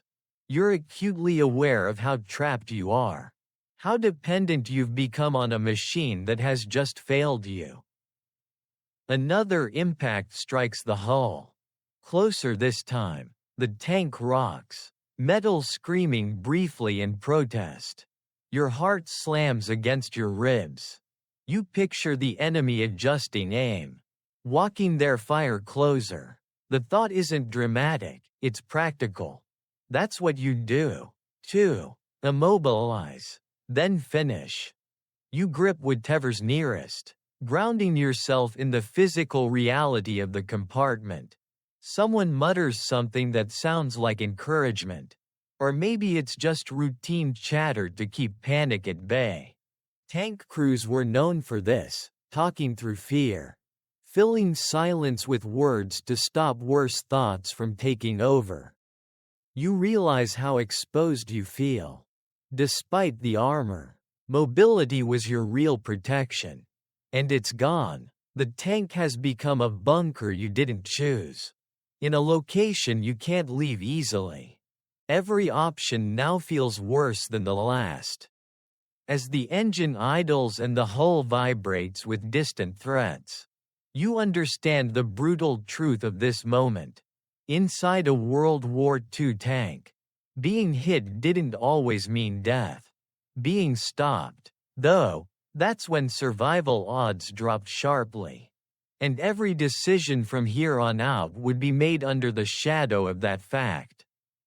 You start to hear sounds that don't belong to the tank. That's the first clue. Lighter footsteps. Faint but unmistakable, carried through the hull as soft, or regular vibrations. They're nothing like the steady churn of tracks or the distant thunder of artillery. These are closer, quicker, human. The realization settles slowly. Then all at once, infantry is nearby. This is the nightmare scenario tank crews talked about in lowered voices. A stationary tank is no longer a spear, it's a prize. Enemy soldiers know exactly what to do with a disabled vehicle. They spread out. They approach from angles the turret can't easily cover. They use terrain the tank can't adjust to anymore. Historians still debate how often infantry actually destroyed tanks versus forcing crews to abandon them. But either way, immobilization invites attention you do not want. Inside, the atmosphere tightens. Voices drop, not because it helps, but because instinct says it should. You strain to hear over the engine's uneven idle, over the ringing in your ears. There's a metallic tap somewhere outside, maybe debris, maybe something worse. Your mind fills in possibilities faster than you can stop it. Anti-tank weapons weren't always dramatic. Sometimes they were simple, close, and terrifyingly effective. A lesser-known fact is how vulnerable tanks were to improvised attacks once infantry got close. Grenades placed near hatches, explosive charges shoved into weak points. Even concentrated small arms fire aimed at vision slits could force crews to button up completely, further blinding them. None of this required heavy equipment, just proximity and nerve. And proximity is exactly what you're losing control over. The tank fires again, the main gun barking into the unseen distance. The blast rattles your teeth. But it also buys a moment of space. You imagine infantry scattering, reconsidering their approach. Maybe it's enough, maybe it's not. Without mobility, you can't reposition to keep them at bay. You're reacting, not controlling.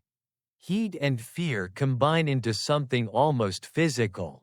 Your skin feels tight, as if the air itself has thickened. You're aware of your heartbeat now.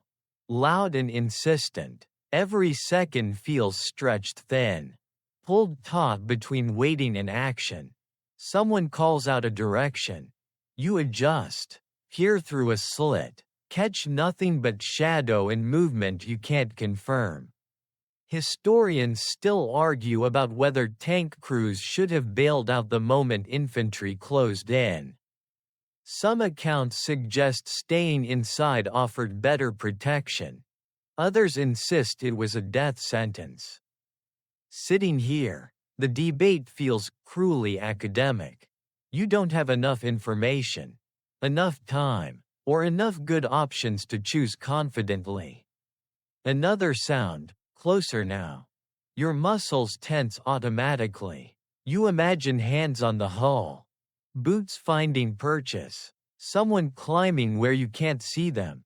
The thought is invasive, unsettling in a way shells never were. Enemy fire is impersonal. This feels intimate. The tank shudders as something strikes the exterior. Lighter than a shell but close enough to matter. Your breath catches. You wait for heat, smoke, anything to tell you what just happened. For a moment, nothing follows. The waiting is worse than the impact.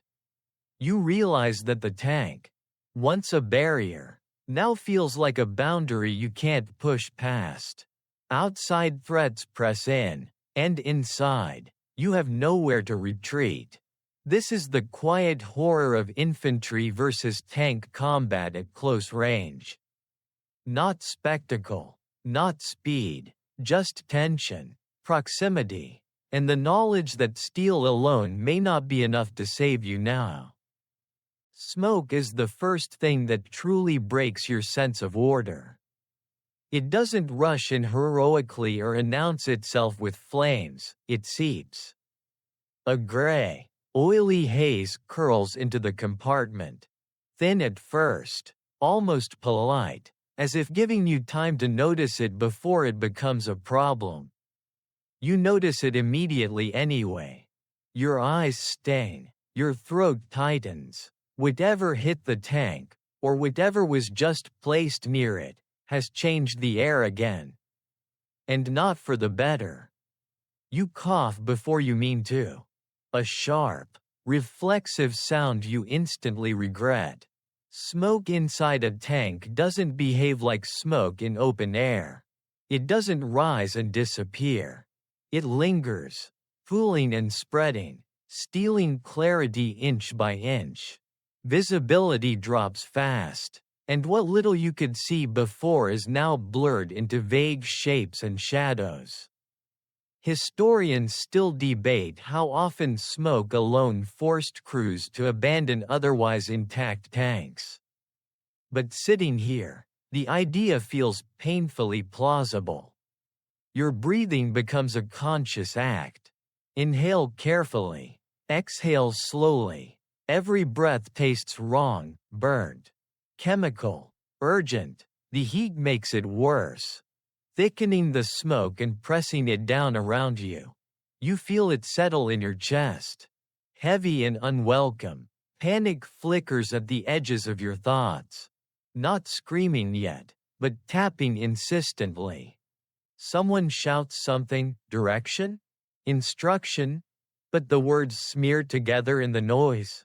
Smoke absorbs sound, distorts it, turns clear commands into guesses. This is how coordination breaks down. Not in a dramatic argument, but in missed syllables and delayed reactions. A lesser-known fact is that many tank crews reported feeling more disoriented by smoke than by darkness. Because it attacked multiple senses at once. Your eyes water uncontrollably now. You blink hard, trying to clear them, but the smoke keeps winning.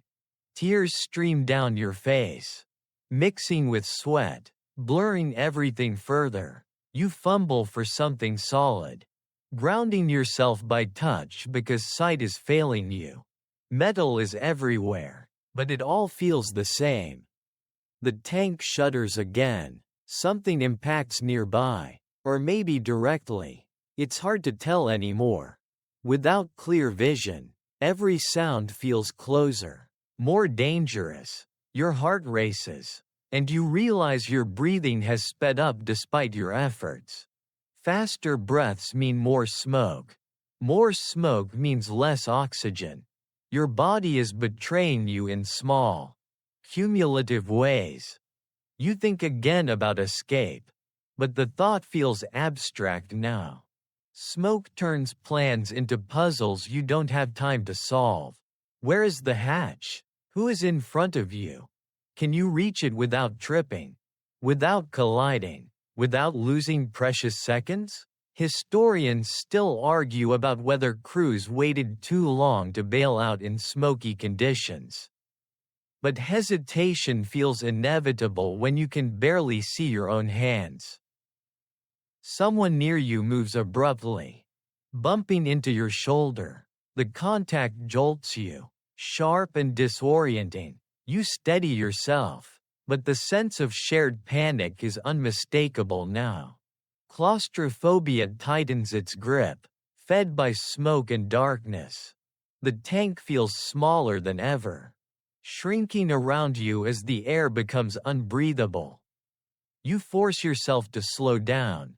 One breath, then another. The smoke is everywhere now. And with it comes the quiet understanding that this situation is deteriorating fast.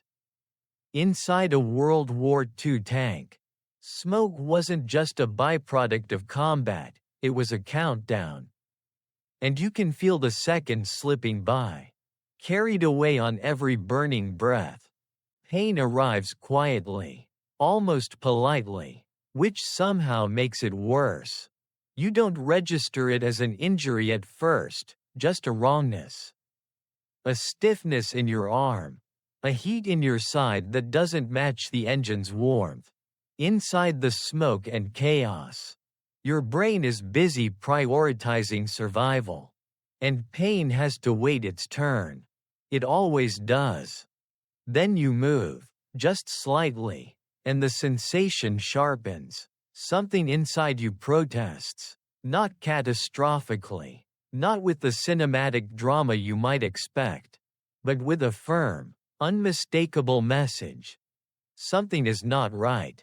Medical emergencies inside a World War II tank were rarely clear-cut. There's no room to lie down. No clean surface. No light. No calm. Just steel, smoke, and the expectation that you keep functioning. You glance down, or try to. Your vision is still compromised. Eyes burning. Tears streaking your face. You can't tell how bad it is. Only that it hurts more when you put weight on it or try to use that limb the way you did before. Shrapnel didn't always announce itself with gore. Sometimes it was a fragment. A sharp edge of metal turned inward by impact. Cutting or bruising in ways that worsened with time. A lesser-known fact is how limited first aid was inside tanks. Crews carried basic supplies, but accessing them in an emergency was another matter entirely. Bandages were hard to apply in tight quarters. Tourniquets required space and coordination. Historians still debate whether better medical training for tank crews would have improved survival rates. But the environment itself was the greatest obstacle. Even knowing what to do didn't mean you could do it. Someone near you asks if you're hit. The question is shouted, distorted by smoke and engine noise. You hesitate before answering. Saying yes feels like admitting weakness. Like adding another problem to an already impossible situation. This hesitation was common. Many tankers downplayed injuries until they couldn't anymore. Pride played a role, so did fear of becoming a liability. The pain pulses now, synchronized with your heartbeat. It's distracting, tugging at your attention when you need every ounce of focus. You adjust your position to compensate. And that shift sends a fresh spike through you. You grit your teeth, breathing shallowly, trying to ride it out. There's no ambulance coming. There's no medic standing by. Whatever happens next, happens with you right where you are. Smoke continues to fill the compartment. And the heat presses in. Injury complicates everything. Movements that were already difficult become clumsy.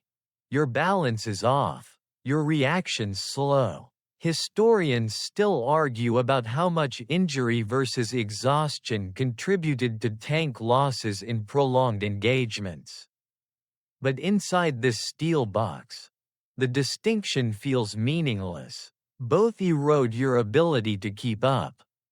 You think about what happens if evacuation becomes necessary. Can you climb? Can you squeeze through the hatch? Can you help someone else if they need it?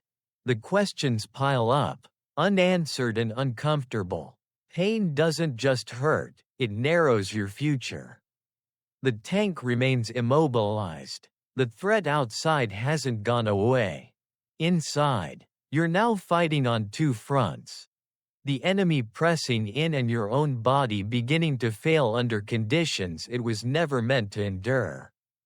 This is another truth of armored warfare that rarely gets airtime. Surviving wasn't just about avoiding death in a single moment. Sometimes, it was about managing injury in a place where help couldn't reach you. Hoping the situation resolved itself before your strength did. The choice arrives without ceremony. Which somehow makes it heavier. Stay inside, or get out. Neither option feels like survival, just different flavors of risk. Inside the tank, you have steel, familiarity, and at least the illusion of protection. Outside, there's air, space, and exposure. The smoke thickens, your chest tightens, and the calculation stops being theoretical. This isn't a dilemma you solve. It's one you fall into. Someone shouts again, short, urgent. The words cut through the haze enough for you to understand the intent, if not every syllable. It's time to consider bailing. The phrase sounds clean, simple. You picture it like a single motion. Hatch opens. Bodies move. Daylight. In reality, it's a tangle of limbs, gear, fear, and seconds that refuse to behave. You shift toward where you think the hatch is. Careful, slow, pain flares, reminding you that your body is already compromised. That matters now. Evacuation isn't just about willingness, it's about ability. Can you climb with one arm not quite cooperating? Can you pull yourself through a narrow opening while smoke steals your breath? Historians still debate whether injured crewmen were better off staying inside or attempting escape. But from here, the debate feels cruel. Injury turns every option into a gamble.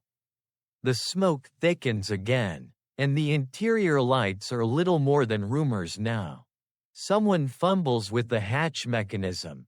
Metal scrapes metal, loud and final sounding. Your heart hammers. The thought of fresh air is intoxicating.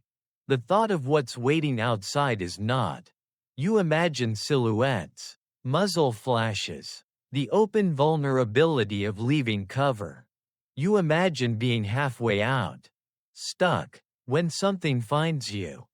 A lesser-known fact is how often crews hesitated at this exact point. Not because they were cowardly, but because the tank still felt like something. Outside felt like nothing. Exposure, uncertainty. Historians still argue about whether crews waited too long. But hesitation is a human response when every choice carries weight. The hatch cracks open. A blade of light cuts into the smoke. Harsh and beautiful. Air rushes in, cool and thin, and you gasp despite yourself. For a moment, it feels like relief. Then the sounds from outside rush in too. Gunfire sharper, closer, unfiltered. The world beyond the tank isn't calm. It's just less enclosed. You brace yourself, hands slipping slightly on metal slick with sweat and grime. Someone goes first. You hear movement, then nothing. No scream, no reassurance either. Just absence. Your turn feels imminent, unavoidable. You weigh the options again in a heartbeat that stretches too long. Stay, and smoke may finish the job. Go, and the enemy might. This is the moment where movies slow things down and music swells. Real life doesn't. Your breath burns. Your arm throbs. The smoke presses in. You move because not moving is no longer an option. As you prepare to follow, one truth becomes painfully clear. Inside a World War II tank, survival often came down to choosing the least bad option in the worst possible moment. Knowing full well that there were no good answers waiting on either side of the hatch. Capture isn't a single moment. It's a sequence of small realizations stacking up until resistance no longer makes sense. You make it out of the tank, or close enough to the outside world that the difference feels academic, and the first thing you notice is how loud everything is without steel in the way. Gunfire cracks instead of thuds. Shouts carry, sharp and directional. The air is cold or hot or windy. But most of all, it's open. After the box you just left, the openness is almost dizzying. You try to orient yourself, but pain and exhaustion blur the edges of your thoughts. Your injured arm doesn't respond the way you want it to. Your legs feel heavy, untrustworthy. You're moving, but not fast, not fast enough. That's when you see them, figures that don't move like your own side. Shapes that resolve too clearly to be imagined away. Weapons are raised, not in a dramatic flourish, but in a practiced, economical way. This is where the war changes shape again. Inside the tank, everything was mechanical and enclosed. Out here, it's personal. Faces, voices, gestures you understand even if you don't share a language. Someone shouts, you freeze, not because you've given up, but because your body has reached its limit. Fear drains out, replaced by a hollow, practical awareness. This is no longer a fight you can win. A lesser-known fact is how disorienting capture could be for tank crews. Many expected death if their vehicle was disabled. Survival, especially survival into captivity, felt unreal. Like a clerical error.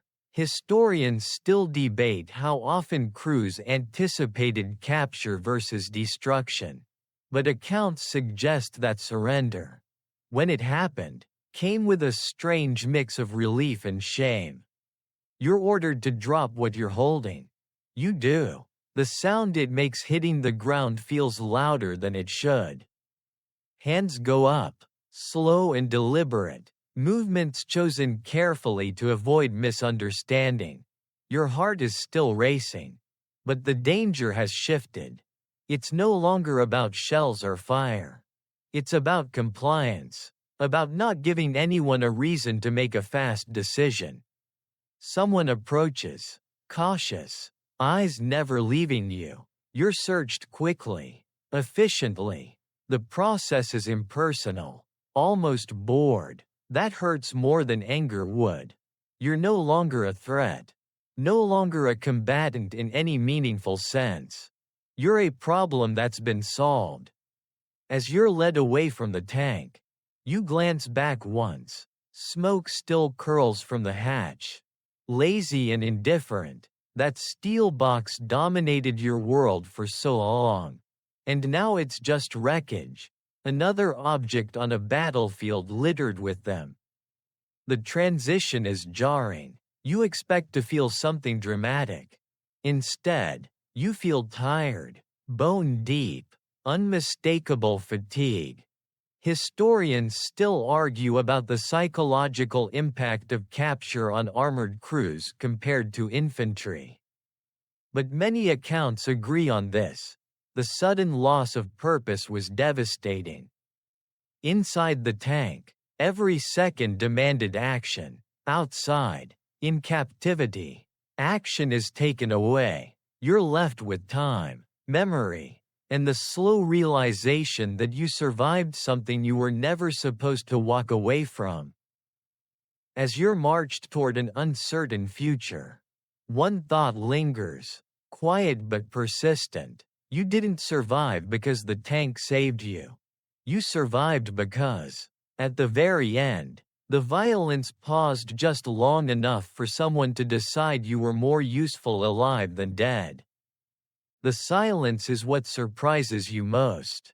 Not true silence, there's still wind, distant engines, muffled voices, but the absence of the tank's constant assault on your senses feels unreal. Your ears keep waiting for the engine's growl to come back, for the vibration to rattle your bones again. It doesn't. The noise that once filled every corner of your awareness has vanished. And the space it leaves behind is unsettlingly large. As you're led away, your body keeps reacting as if you're still inside that steel box. Every sudden sound makes you flinch. Every metallic clink sends a jolt through you. This isn't fear in the usual sense, it's residue. The tank trained your nervous system to expect impact, heat, confinement. Now that those pressures are gone, your mind doesn't know what to do with the quiet. Historians still debate how long this heightened state lasted for former tank crewmen, but many reported that it followed them for years. Your injured arm throbs steadily now that adrenaline has ebbed. Pain has more room to speak. You notice other discomforts too: stiff joints, a headache that feels like it's wrapped in cotton, a dryness in your throat that no amount of swallowing seems to fix. These sensations were always there. The tank just drowned them out. Without it, your body takes inventory, one ache at a time. You catch yourself replaying moments you didn't choose to remember.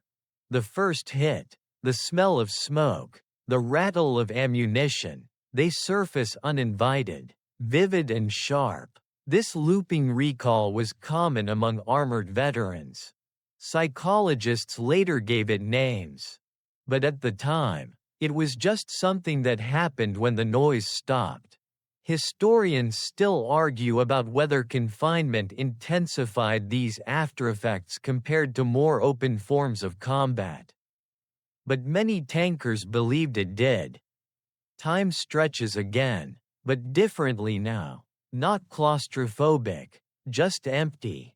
Inside the tank, every second was occupied. Out here, waiting becomes the main activity. Waiting to be moved, waiting to be questioned, waiting to find out what comes next. The shift from constant action to enforced passivity is jarring, like slamming from top speed into a wall of stillness. You realize you miss something you shouldn't: the clarity. Inside the tank, your purpose was brutally simple: do your job, stay alive. Now, survival feels less defined. It's no longer about reacting to immediate threats, but about enduring uncertainty. That kind of endurance is quieter, slower, and in some ways harder. As the day drags on, the tank remains in your thoughts. Not as a place, but as a sensation: tight chest, ringing ears, the phantom heat that makes you feel sweaty even when the air is cool. These are the souvenirs you carry forward. Not medals, not stories you're eager to tell. And as you sit, wait, and breathe in open air that still feels strangely unreal, you begin to understand that leaving the tank didn't end its influence on you. It simply moved the battle inward, where steel walls are replaced by memory. And the noise takes a long, long time to fade. With distance comes comparison, and comparison is unkind to myths. Lying there, or sitting, or simply existing in this strange afterspace where you're no longer fighting but not yet safe. Your mind starts sorting memories against the stories you grew up with. The heroic tank charges, the unstoppable steel beasts rolling forward under fire. They feel flimsy now, like stage props you've seen from behind. You remember how the tank looked from the outside: imposing, angular, confident. From the inside, it was none of those things. It was loud, fragile, temperamental, and deeply uncomfortable. Movies rarely linger on the waiting, the sweating, the uncertainty. They don't show how often tanks broke down, how frequently crews felt blind, or how quickly confidence drained once mobility was gone. Historians still argue about how much popular culture distorted public understanding of armored warfare. But from your perspective, distortion feels like too gentle a word. The myth says tanks made soldiers feel powerful. The reality was more conditional.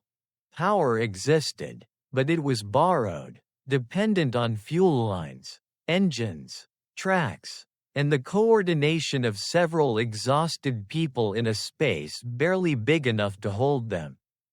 When everything worked, the tank felt formidable. When anything failed, that power evaporated instantly. You weren't a knight in armor. You were a passenger in a complicated, high-maintenance machine. You think about how tanks are often described as protective, as if climbing inside one automatically made you safer. That wasn't wrong, but it was incomplete. The tank protected you from some threats while amplifying others. It shielded you from bullets but trapped you with fire. It kept you alive under shelling but magnified heat, noise, and fear until they became enemies of their own. Historians still debate whether tank crews faced higher or lower survival odds than infantry. But that debate misses the point. Survival inside a tank came with its own unique costs. There's also the myth of control.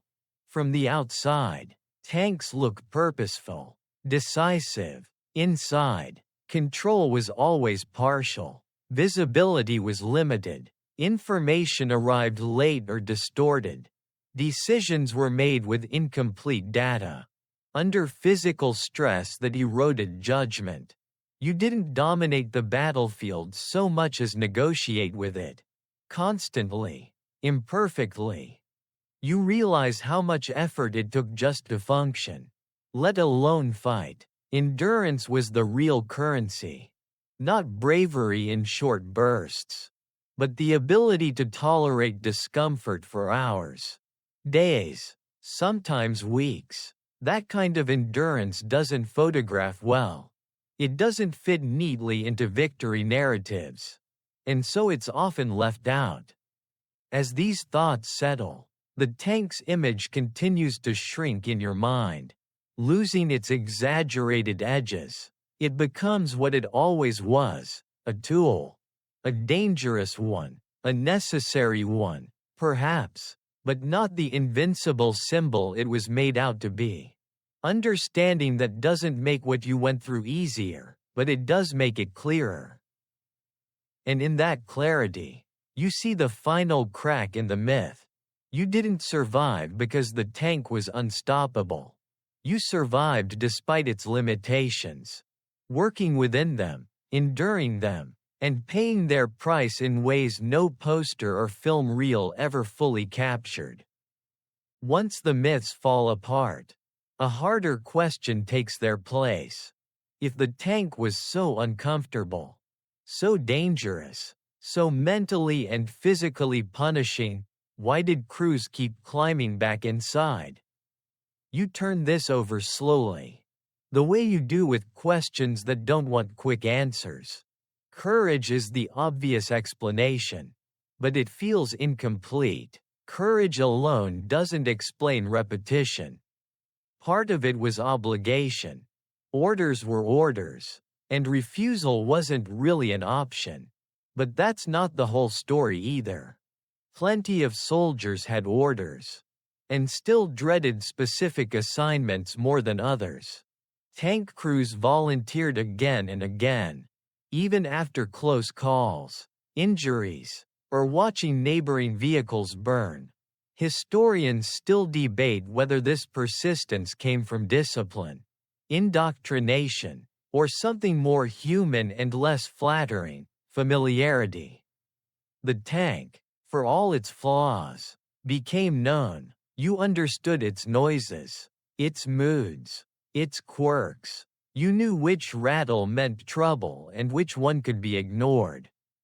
Outside the tank was uncertainty in every direction. Inside it, at least, the danger followed patterns. Humans are remarkably willing to tolerate misery if it's predictable. You start to suspect that predictability mattered more than comfort. There was also the crew itself. The cramped conditions that caused so much irritation also forged dependence. You relied on the people beside you in very literal ways. They loaded the gun. They kept the engine running. They covered angles you couldn't see. Leaving the tank meant leaving them. And that thought weighed heavily. Many veterans later admitted they feared letting their crew down more than they feared the enemy. Historians still argue how strong these bonds really were. But shared confinement has a way of accelerating trust. Another factor was identity. Once you became a tanker, it shaped how you saw yourself.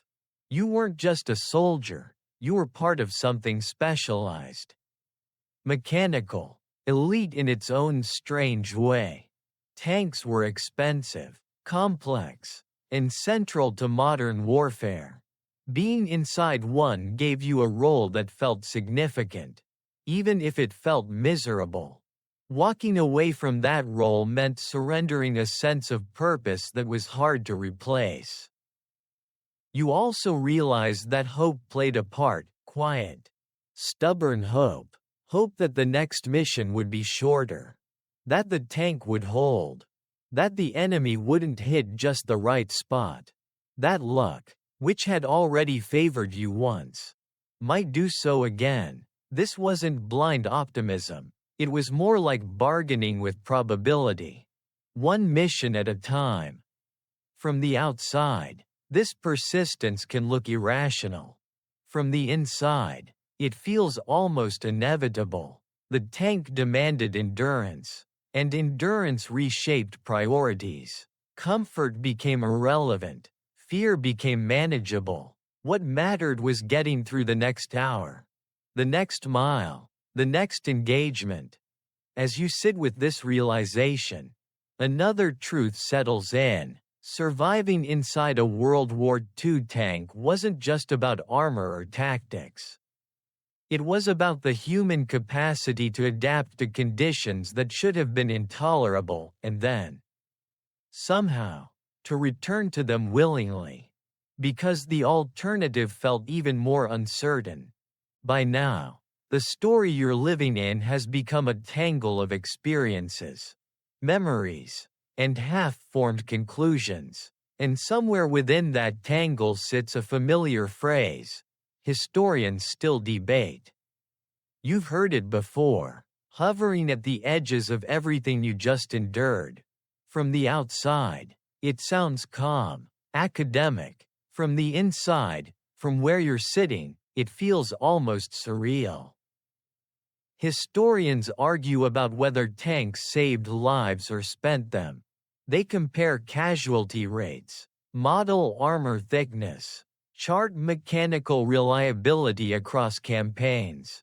They debate doctrine, blitzkrieg versus attrition, shock versus support. All of it matters, in a broad, sweeping way, but none of it fully captures what it felt like to be inside the machine while those theories played out around you.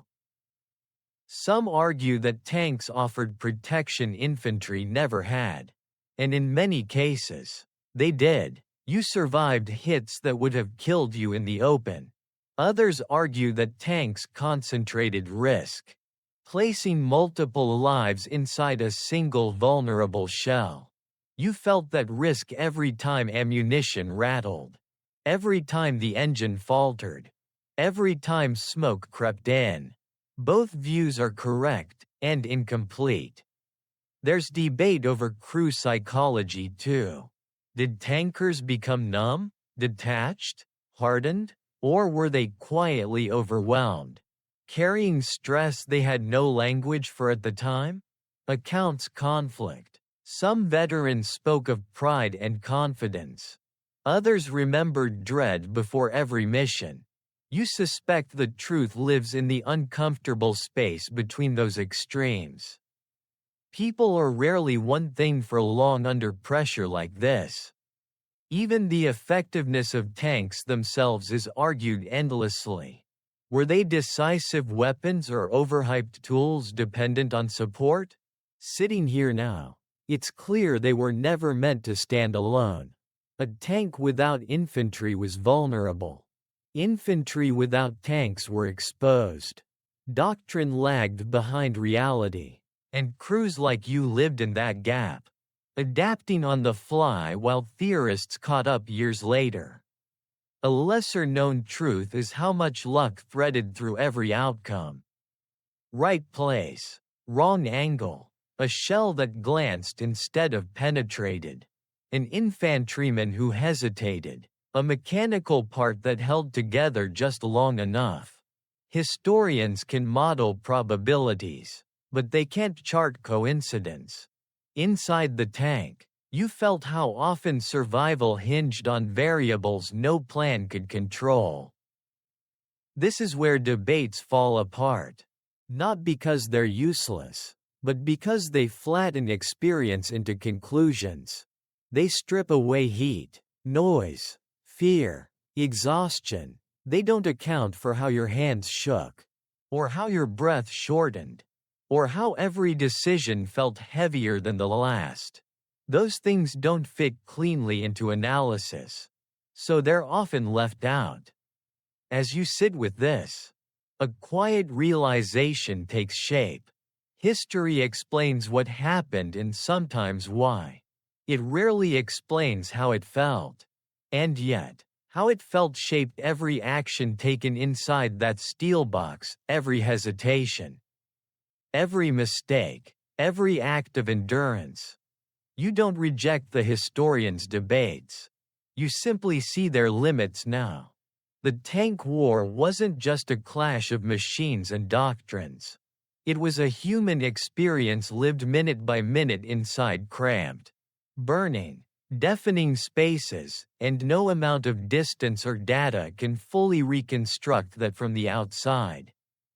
The lessons arrive quietly, after everything loud has already happened. They don't announce themselves as wisdom. They settle in as realizations you can't quite shake. No matter how much time passes, you find yourself returning to the tank in your thoughts, not as a specific machine, but as a symbol of how modern war asks people to adapt faster than they're meant to. One lesson is about vulnerability. From the outside, the tank looked invincible. From the inside, it never did. You learned that protection is relative. That armor solves some problems by creating new ones. Steel keeps bullets out, but it keeps heat in. It blocks shrapnel, but it traps smoke. It gives you power, but it also gives you responsibility for every weakness that power hides. Historians still debate whether technological advances truly made soldiers safer in the long run. But your experience suggests safety was always conditional. Another lesson is about endurance. Not the heroic kind that shows up in speeches, but the quiet, grinding kind. Endurance meant staying functional while uncomfortable. It meant doing precise work while tired, overheated, half-blind, and afraid. You didn't endure because you were exceptional. You endured because the situation demanded it. And stopping wasn't an option. That realization is oddly humbling. You also learned how narrow the margin really was. Survival wasn't the result of one big decision, but hundreds of small ones. When to move, when to wait, when to speak, when to stay silent. A fraction of a second mattered. An inch of space mattered. Luck threaded through all of it. Inseparable from skill. Historians still argue about the balance between chance and competence. But inside the tank, they felt indistinguishable. There's a lesson about teamwork too. Individual strength meant very little without coordination. You relied on others in ways that went beyond trust. You relied on them to exist properly. To see what you couldn't. To act when you couldn't move. That dependence was uncomfortable, but it was also grounding. It reminded you that survival in environments like this is rarely solitary. Finally, there's the lesson about cost. Even when you lived, something was spent, hearing dulled, nerves frayed, memories etched deeper than you wanted them to be. The tank didn't just test your body, it reshaped how you experienced space, noise, and threat. Historians still debate how lasting these effects were. But you don't need studies to know they linger. As these lessons settle, they don't feel dramatic. They feel heavy, like objects you carry without realizing it. The tank taught you things you never asked to learn. In a classroom you couldn't leave. Under conditions you wouldn't wish on anyone. And with that understanding, you sense the story drawing toward its end, not with a bang, but with a slow release of tension, as if the steel walls that once pressed in on you are finally beginning to soften, their outlines blurring as the noise fades into memory. The tank drifts farther away now, not in distance, but in texture. The sharp edges soften. The noise that once filled every thought fades into something muffled and far off. Like thunder rolling away across a long, empty plain, you're no longer inside the steel box, you're remembering it. And memory, unlike armor, finally allows a little space. Your breathing slows on its own. You notice it only because, for the first time in what feels like forever, there's nothing forcing it to be fast or shallow. The heat you carried in your muscles begins to ease. The phantom vibrations in your bones lose their grip. The tank is still there, somewhere in your mind, but it no longer demands your full attention.